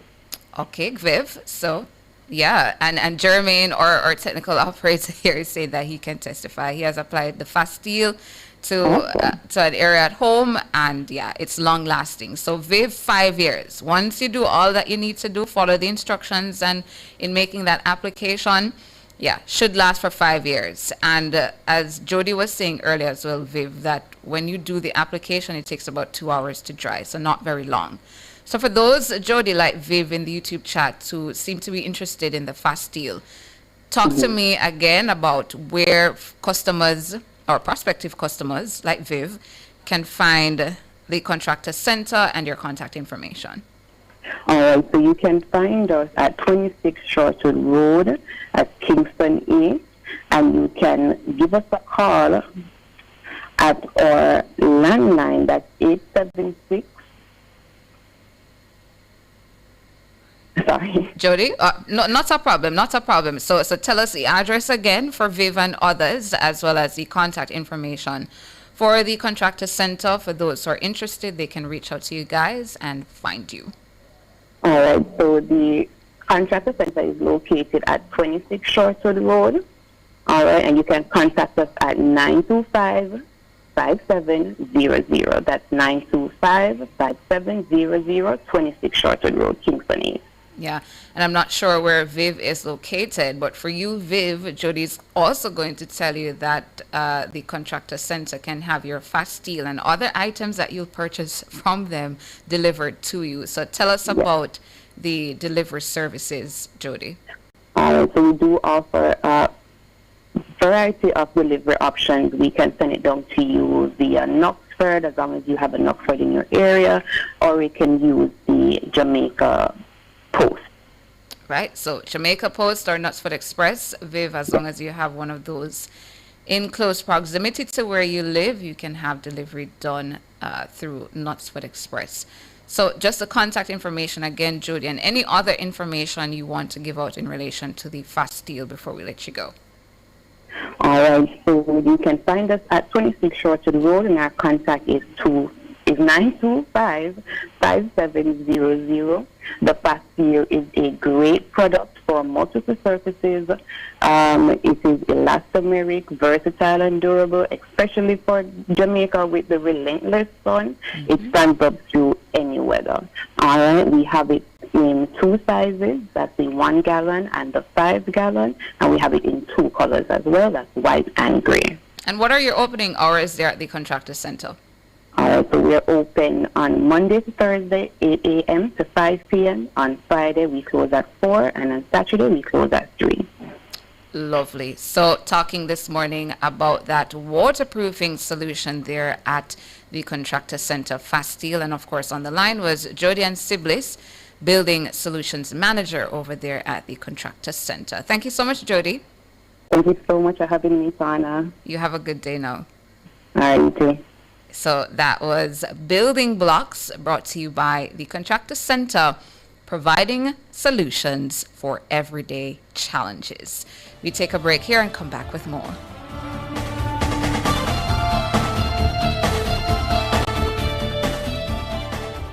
You're listening to Nationwide 90 FM. The time is 8:22. Fontana Pharmacy has a wide variety of items from pharmaceuticals, household, cosmetics, toys, and more. The temperature by Fontana Pharmacy, it's all good inside, is 28 degrees Celsius in capital city Kingston, 25 out west in Montego Bay, and in Mandeville it's now 23 degrees Celsius. From April 11 to May 2, the Minister of Justice and Constitutional Affairs opens Saturdays 9 a.m. to 3 p.m. for collecting expungement letters and ministers' marriage licenses only. Please note, no application processing will take place during these days. Call 876-906-4923-31 or WhatsApp 876-851-3287. The Minister of Justice and Constitutional Affairs. Justice at your convenience.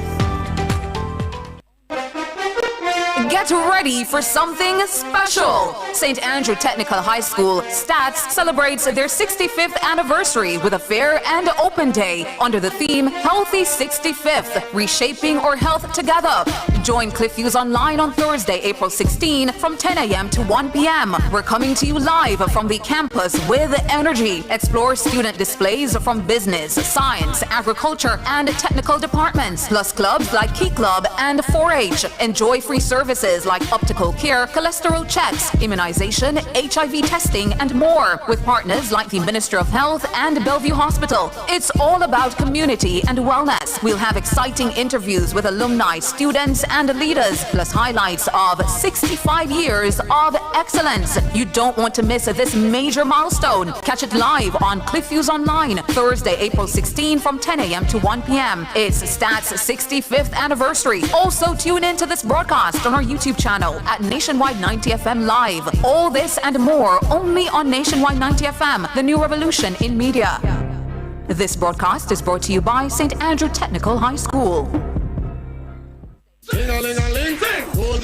St. Andrew High School for Girls, it's your time on April 17. The NNN School Tour 2026 is bringing energy, talent, and excitement straight to your school. So pull up your pants and put it on your waist and... We're coming to spotlight the creativity and skills of the students, plus play games, win prizes, and enjoy live performances. Don't miss the vibes, the fun, and your chance to shine. The NNN School Tour 2026, St. Andrew High School for Girls, April 17 from 1 to 4 p.m. See you there! This broadcast is brought to you by Police Civilian Oversight Authority, Tip Friendly Society, LMH Publishing, Wisynco Group, Digicel, Nutrition Products Limited, Mystic Mountain Jamaica, and Malta. Come into the parlor, there's a welcome there for you. Welcome to the Mayor's Parlor with Desmond McKenzie. From 1 to 6 p.m. every Sunday, you'll now get more of your favorite vintage music. Put your head on my shoulder. Nationwide 90 FM will transform your Sunday into a musical time machine that will take you way back. Come with me. Let's go back in time. This magic moment. Journey into yesteryear with Desmond McKenzie in the Mayor's Parlor. I've got the music to jog your memory and make you smile. Put your sweet lips a little closer to the phone. Sit back, relax, and enjoy the best in vintage music. Come into the Mayor's Parlor every Sunday between 1 and 6 p.m. here on Nationwide 90 FM, a revolution in media.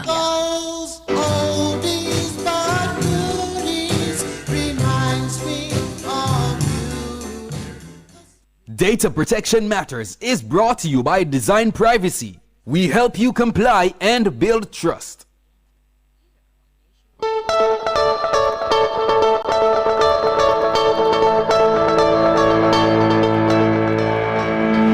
$100,000. That is what most business leaders think data protection expertise costs.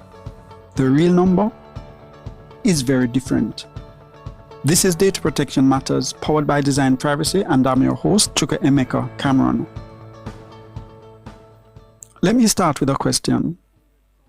If I told you right now that your company needed a qualified, experienced data protection officer, someone who understood Jamaican law, GDPR, international best practice, someone who could manage your compliance program end to end.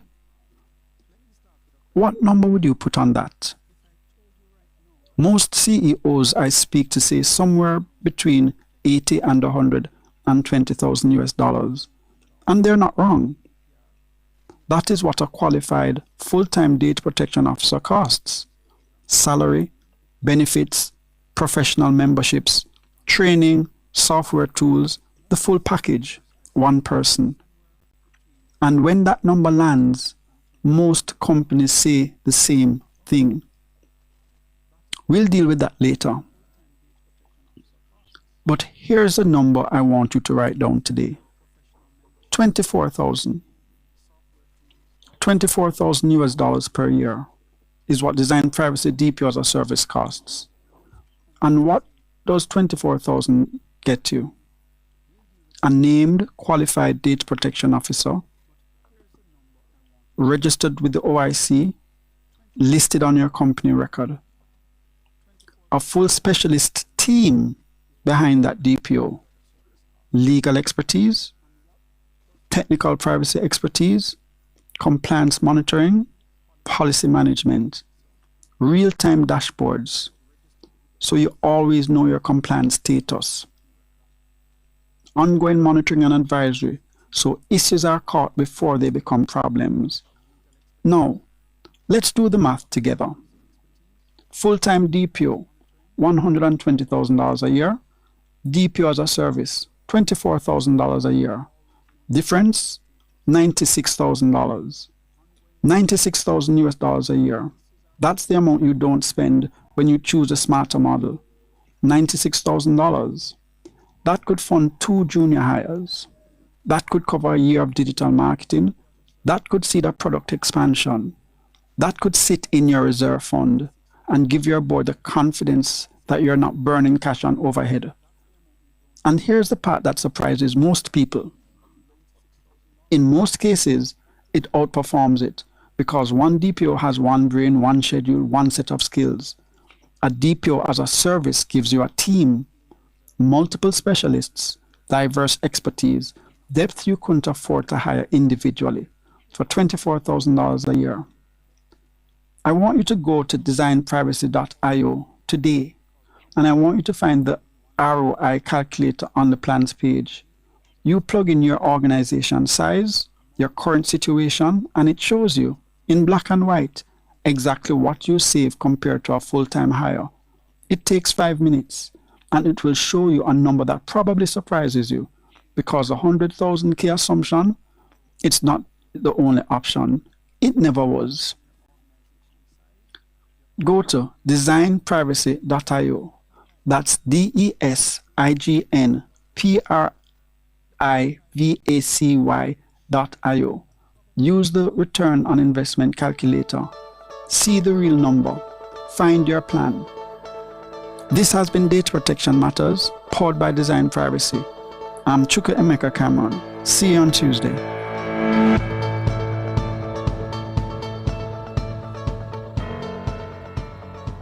Data Protection Matters was brought to you by Design Privacy. We help you comply and build trust. Share in the experience at Fontana Pharmacy. We have a wide variety of items in store just for you. Fill your prescriptions while you shop. And senior citizens enjoy 10% off. Shop household, cosmetics, toys, and many other departments. We also offer curbside pickup and delivery. Visit our website at fontanapharmacy.com. Fontana Pharmacy, where it's all good inside. Get ready for something special. St. Andrew Technical High School, STATS, celebrates their 65th anniversary with a fair and open day under the theme Healthy 65th, Reshaping Our Health Together.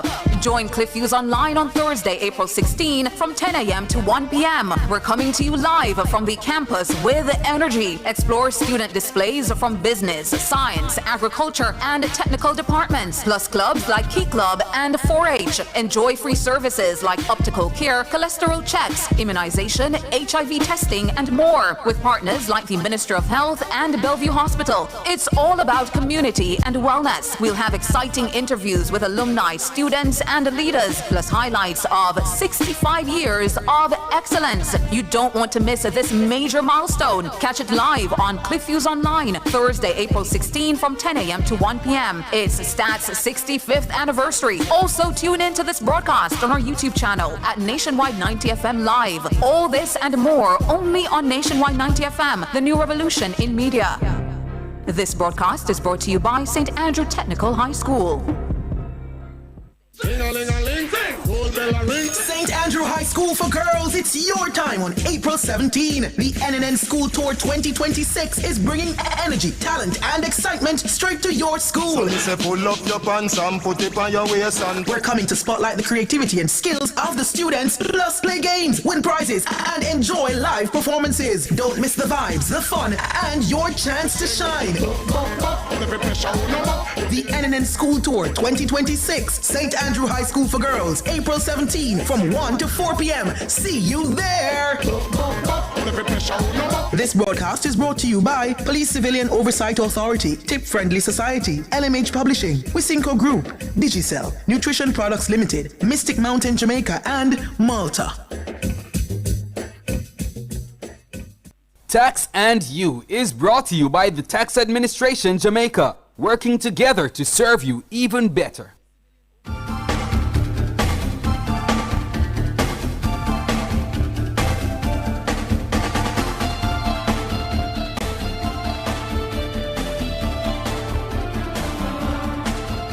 It's 8:34. Thank you so much for staying with us. We are now in that section called Tax and You. And of course, it's brought to you courtesy of the Tax Administration Jamaica. They are working to serve you even better. Well, the TAJ is engaging delinquent property owners in specific communities in Portmore and Spanish Town during a property tax enforcement operation, which is a joint effort with the Portmore and the St. Catherine Municipal Corporations on June 6 to 8 in 2026. The enforcement phase of that operation has in fact started, and of course we are joined this morning by the Assistant General Manager at the Spanish Town Tax Office, Fitzroy Wedderburn. Good morning, Fitzroy.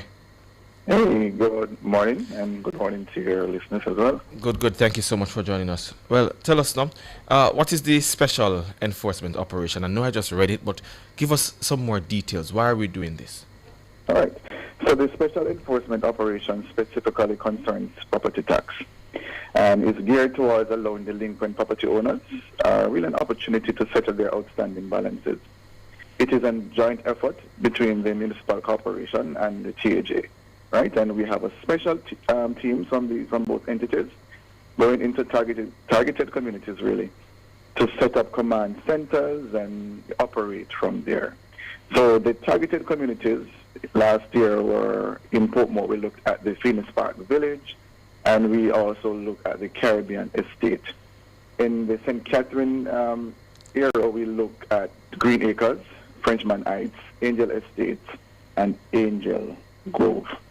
Right, so this operation really includes, account settlement, serving notices, assisting taxpayers to make their payment, whether online or using our mobile collection, tax collection unit.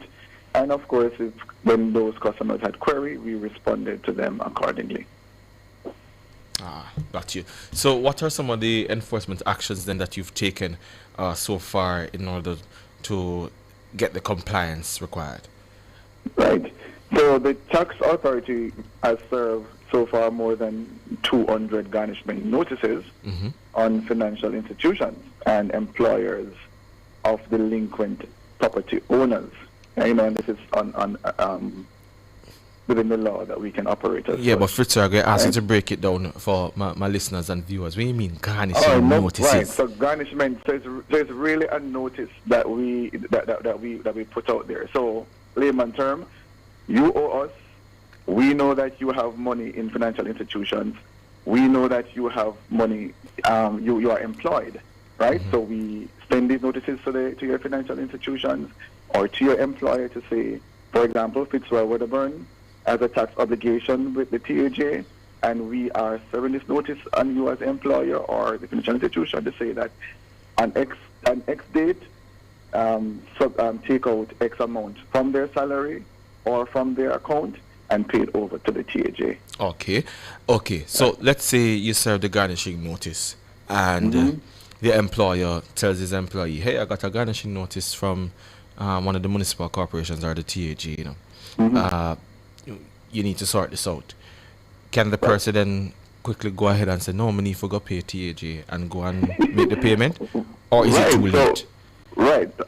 Remember, it is the onus of the delinquent person to pay the taxes, right? So if the notice is served, the employer by law, right, has to honor that notice. The individual, right, can also approach the TAJ because we are in the collection of the taxes. So the individual can also make that special arrangement with the tax office, right? So to pay over the money because we are interested in collecting the outstanding amount. So when you say that special arrangement, is it that they have to? There's someone specific that they come in and speak to, or a specific department that they come in and speak to, or when you say engage, they really just have to come and pay and show the receipt, and then TAJ will know to send another notice to say that the garnishing notice is of no further effect. Right. So once because again, so we have reached a special enforcement aspect of the business, right? Yeah. The customer can always come in and speak to, because on the special enforcement notice, a name, a contact information definitely would have been there, right? Or even if the customer comes to the TAJ, there's a compliance unit, right, where individuals are there, ready and waiting to assist these customers. And once, based on information, once it says garnishment, it will direct us from a local level as to which of the enforcement officers would have that particular case, right? Based on a business, we are, to contact that person to say, well, for example, Mr. Wedderburn, John Black is here, or we're seeing where you have interest in John Black. So there's a communication between the enforcement team and at the local level. But at any point, the customer can make a payment. Okay, perfect. So remind them of the payment options now, just in case they're listening and, they say they want to go make them payment because this enforcement thing have them on edge. Right. Right, so similar to tax types, taxpayer can pay online via our website at jamaicatax.gov.jm, and they can use their debit or their credit card there. They can also use our TAJ mobile app, the NCB online banking, or the Scotia online and mobile app. And they can also use our mobile tax collection unit, because from time to time we do go out in communities, right? And we operate from a mobile tax collection unit. So they can also use that option as well. Very well. And of course, is there anything else that you'd wish to add, or just a word of encouragement to your taxpayers in St. Catherine to say pay up the monies? Just a general reminder that the property tax is due the 1st of April each year, right? And that customers or property owners should not wait until there's a large outstanding sum on their account. We just ask that they visit the tax office nearest to them, right, or the one more convenient to them, right? And if they have any outstanding payments, we can have that that conversation where they can make that special arrangement with our department to pay off the outstanding amount. Very well. Thank you so much, Sir Fitzroy Wedderburn, for joining us today. He is the Assistant General Manager at the Spanish Town Tax Office. So remember now, property tax is due April 1. Go ahead and make your payments. Thank you so much, Fitzroy. You're welcome, sir. Good. That's Tax on You.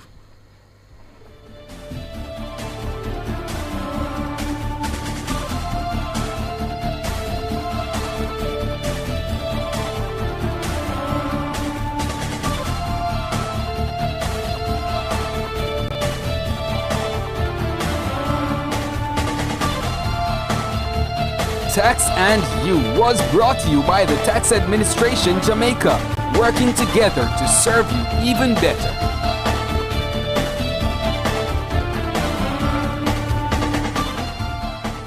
Decorate like a designer with BH Paints. The time brought to you by BH Paints is 18 minutes to 9 o'clock.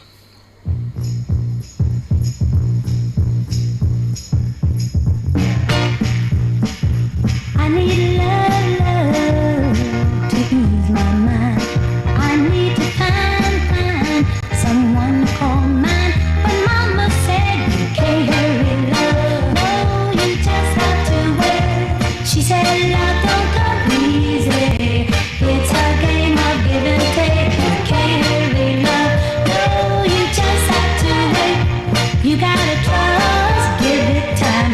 No matter how long it takes, but how many heartaches must I stand before I find the love to let me live again? Right now the only thing that keeps me hanging on when I feel my strength, yeah, it's almost gone. I remember Mama said, no, you just have to wait. She said love don't come easy. It's a game of give and take. How long must I wait? How much more can I take before loneliness will cause my heart to break? No, I can't bear to live my life alone. I grow impatient for love to call my own. But when I feel that I can't go on, these precious words keeps me hanging on. I remember Mama said, no, you just have to wait. She said love don't come easy. It's a game of give and take. You can't hurry love. No, you just have to wait. She said trust, give it time. No matter how long it takes. No love don't come easy. But I keep on waiting, anticipating for that soft voice to talk to me at night, for some tender arms to hold me tight. I keep waiting, I keep on waiting, but it ain't easy, it ain't easy. But Mama said you can't hurry love, no, you just have to wait. She said trust, give it time, no matter how long it takes. You can't hurry love, no,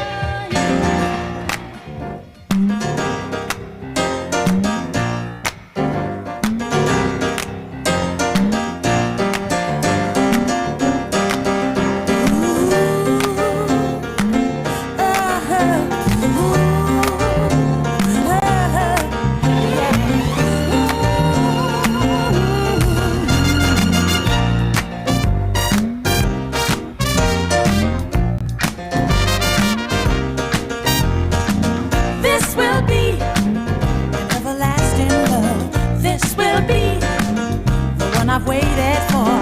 This will be the first time anyone has loved me. Oh, I'm so glad he found me in time, and I'm so glad that he rectified my mind. This will be an everlasting love for me. Loving you is kind of wonderful because you've shown me just how much you care. You've given me the thrill of a lifetime and made me believe you've got more thrills to spare. Oh, this will be an everlasting love. Oh, yes, it will now.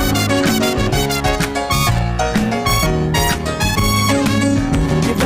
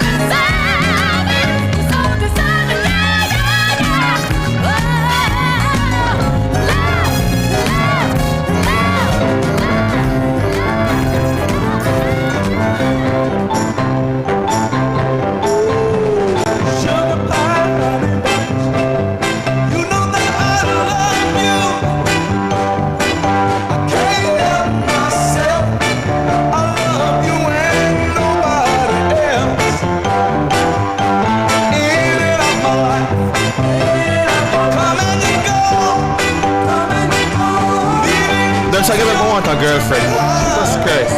And I kissed it up 6 times. Man, it's not the finger or with your eye. I come running to you. I'm tied to your screen. Kick it to me that. Nothing that I can do.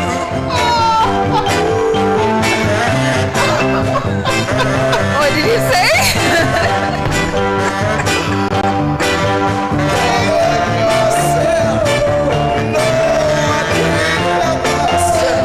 Oh, well.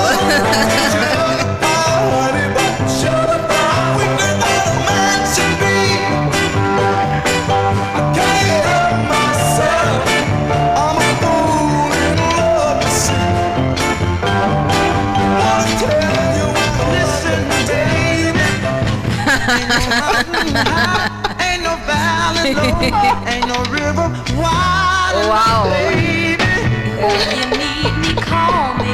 Robbie 876, we see you. Just call my name. I'll be there in a hurry. You don't have to worry. Oh, baby, there ain't no mountain high enough.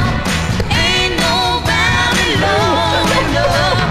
Ain't no river wide enough to keep me from getting to you, baby. Remember the day I set you free. I told you you could always count on me, darling. From that day on, I made a vow. I'll be there when you want me, some way, somehow. Oh, baby, there ain't no mountain high enough. Ain't no valley low enough. Ain't no river wide enough to keep me from getting to you, baby. Well, that was a funny way to bring us into the birthday and anniversary segment. Let's see who is celebrating a birthday this morning. Happy birthday greetings going out to Constable Javid Irving in Montego Bay, Rowan Blair, Kamoya Kaur in Trelawney. Happy birthday greetings also going out to Javan Rodney, Melvin Weller, Pastor Jeremy Thompson in Trelawney, Gilon Fogo in Sandals at Sandals Negril. And happy birthday greetings going out to Miss Olive Pedley, is it? Or Pedley? Miss Olive, it's your birthday today. Good morning to you. 84 years old today. Happy birthday to you. Wishing for you a lovely one. Happy birthday greetings also going out to Lyndon Ramsey in Duncan's Trelawney, Duncan's Hill, Trelawney. Jacinta Scott in Mobay. And an anniversary greeting here. This one, 57th wedding anniversary to Overseer Laidley and Evangelist Dolores Cameron in Salt Spring, and pastor at the Wilshire Holiness Born Again Church in St. James. So happy wedding anniversary to them. Wishing for them a fabulous day. And these greetings are coming from Sergeant Wayne Wallace. And this one says 57th anniversary to Tom Overseer and Evangelist Cameron Holiness at the Holiness Born Again Church of Jesus Christ in Wilshire, Anchovy, St. James. And this is also coming from your children and your grandchildren and your church members. So again, to Overseer and Evangelist Cameron at the Holiness Born Again Church of Jesus Christ in St. James, happy anniversary. Over on Facebook, happy birthday greetings going out to Cheryl Robinson, Rosamond Brown, Jillian Reed, Rosamond Brown from Cool 97. Happy birthday greetings to you, Rosamond Brown. Wishing for you a lovely day. Jillian Reed as well. Happy birthday. Yannick Brown, it's your birthday as well. Happy birthday to you. Wishing for you a lovely day. It's also the birthday of one of my mentors. It is Professor Vereen Shepherd's birthday today. Happy birthday to you, Prof, the historian we can call on whenever we need her. So happy birthday to you. Wishing for you a lovely day. And happy birthday to the big school Stats. Yeah, happy 65th celebrations. Yes. We will be there right after this. Sir Cliff will be there. Happy 36th birthday to my cousin Chantel, baby girl, love you to the max. Those greetings coming from Melissa Williams. And happy birthday to Neil Moore, aka Shower Poopa. Bless up, bro. And those greetings are from your shower mama. So, all right. Happy birthday to Kali. You're like a daughter to me, being my daughter's best friend and sister. Have an amazing day. Love you. Those greetings coming from Auntie Angie. And happy birthday to Ureta, daughter of NNN family. Wish her many more happy and healthy ones. Those greetings coming from Grace Price. Did you see this one for Dr. Deanna Patmore from MJM? No. Sending happy birthday shout outs. MJ says to her darling daughter / niece, Dr. Deanna Patmore in Cambridge, UK. Love you loads, Deanna, and wishing we could see more of you from your Patmore / Morris families in Spalding. So happy birthday to you, Dr. Deanna Patmore, from your Morris / Patmore families in Spalding. SH, I see a message, but like I'm not responding to it, hoping that it goes away. Our SH said, oh, let me see.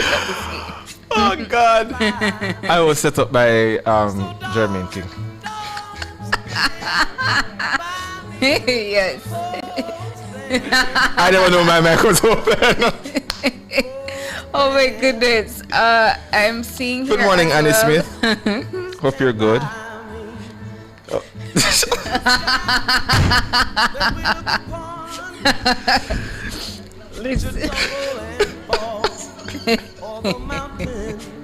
So Loxley Thomas says to big up DeAndre Spence. DeAndre is a pump attendant at Total Gas Station, Featherbed Lane, Spanish Town, and Loxley says he's bringing her up for top-notch customer service yesterday. Great job, Loxley says. So a special good morning to DeAndre Spence, a pump attendant over there at Total Gas Station, Featherbed Lane, Spanish Town, for always being a good employee and delivering good customer service to your customers over there. So good morning to you, DeAndre Spence. And I'm seeing here on the birthdays and anniversary list a very special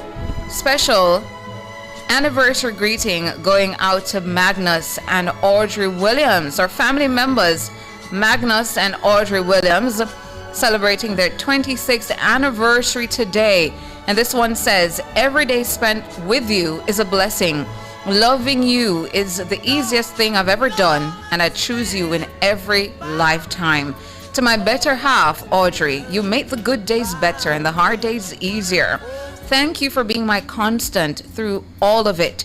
As we grow older together, I promise to keep falling in love with you. Happy anniversary, my love. So Audrey from Magnus, happy anniversary. And from us over here at Nationwide, happy anniversary to the Williams, celebrating 26 years. Never seen the lights off like this. Never dug anyone like this.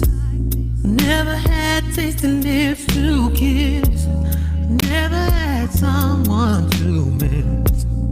Never heard a song quite like this. Fortunate to have you, girl. I'm so glad you're in my world. Just as sure as the sky is blue, I'm blessed the day that I found you. Never had room service all night. Never took a trip first class flight. Never had a love affair so tight. I never felt the feeling so right. Never seen a winter so white. Never had words to recite. Never had a flame to ignite. And I never sang a song with all my might. Oh my. It's a beautiful Thursday morning, wouldn't you say, Saeed? Leave me alone. It's a great Thursday morning here in the studios of NTM. Happy birthday to my auntie Janet, Reverend Maxine Cleghorn in New York. You planted confidence in me before I knew I needed it and helped shape the woman I am today. I love you always. Those greetings coming from Rebecca. So happy birthday to you, Reverend Maxine Cleghorn. And I'm seeing here as well, Blessed Marcia Favor says to send a shout out to Cora Obidai, is it, or Obidi, who is currently vacationing in Jamaica. So Cora, good morning to you. Welcome to Jamaica. Hoping that you'll have a great vacation in the island. And Grace Price says, Tana, please read Ernita's greeting to her daughter. I'm not seeing that one. So Ernita, if you could drop it back real quick. If you could drop back that greeting real quick. But in the meantime, from us here at Nationwide, happy birthday to your daughter, Anita Reed's daughter, celebrating your birthday today. Happy birthday to you. And Leroy Rotti also sending her happy birthday greeting, saying God's richest blessings over her life. Ain't nobody. I said ain't no lady better than Bobby. I'm blessed today that I found you. See, I'm so Grace Fully Broken sending happy 7th birthday to Raheem at Stella Maris Prep.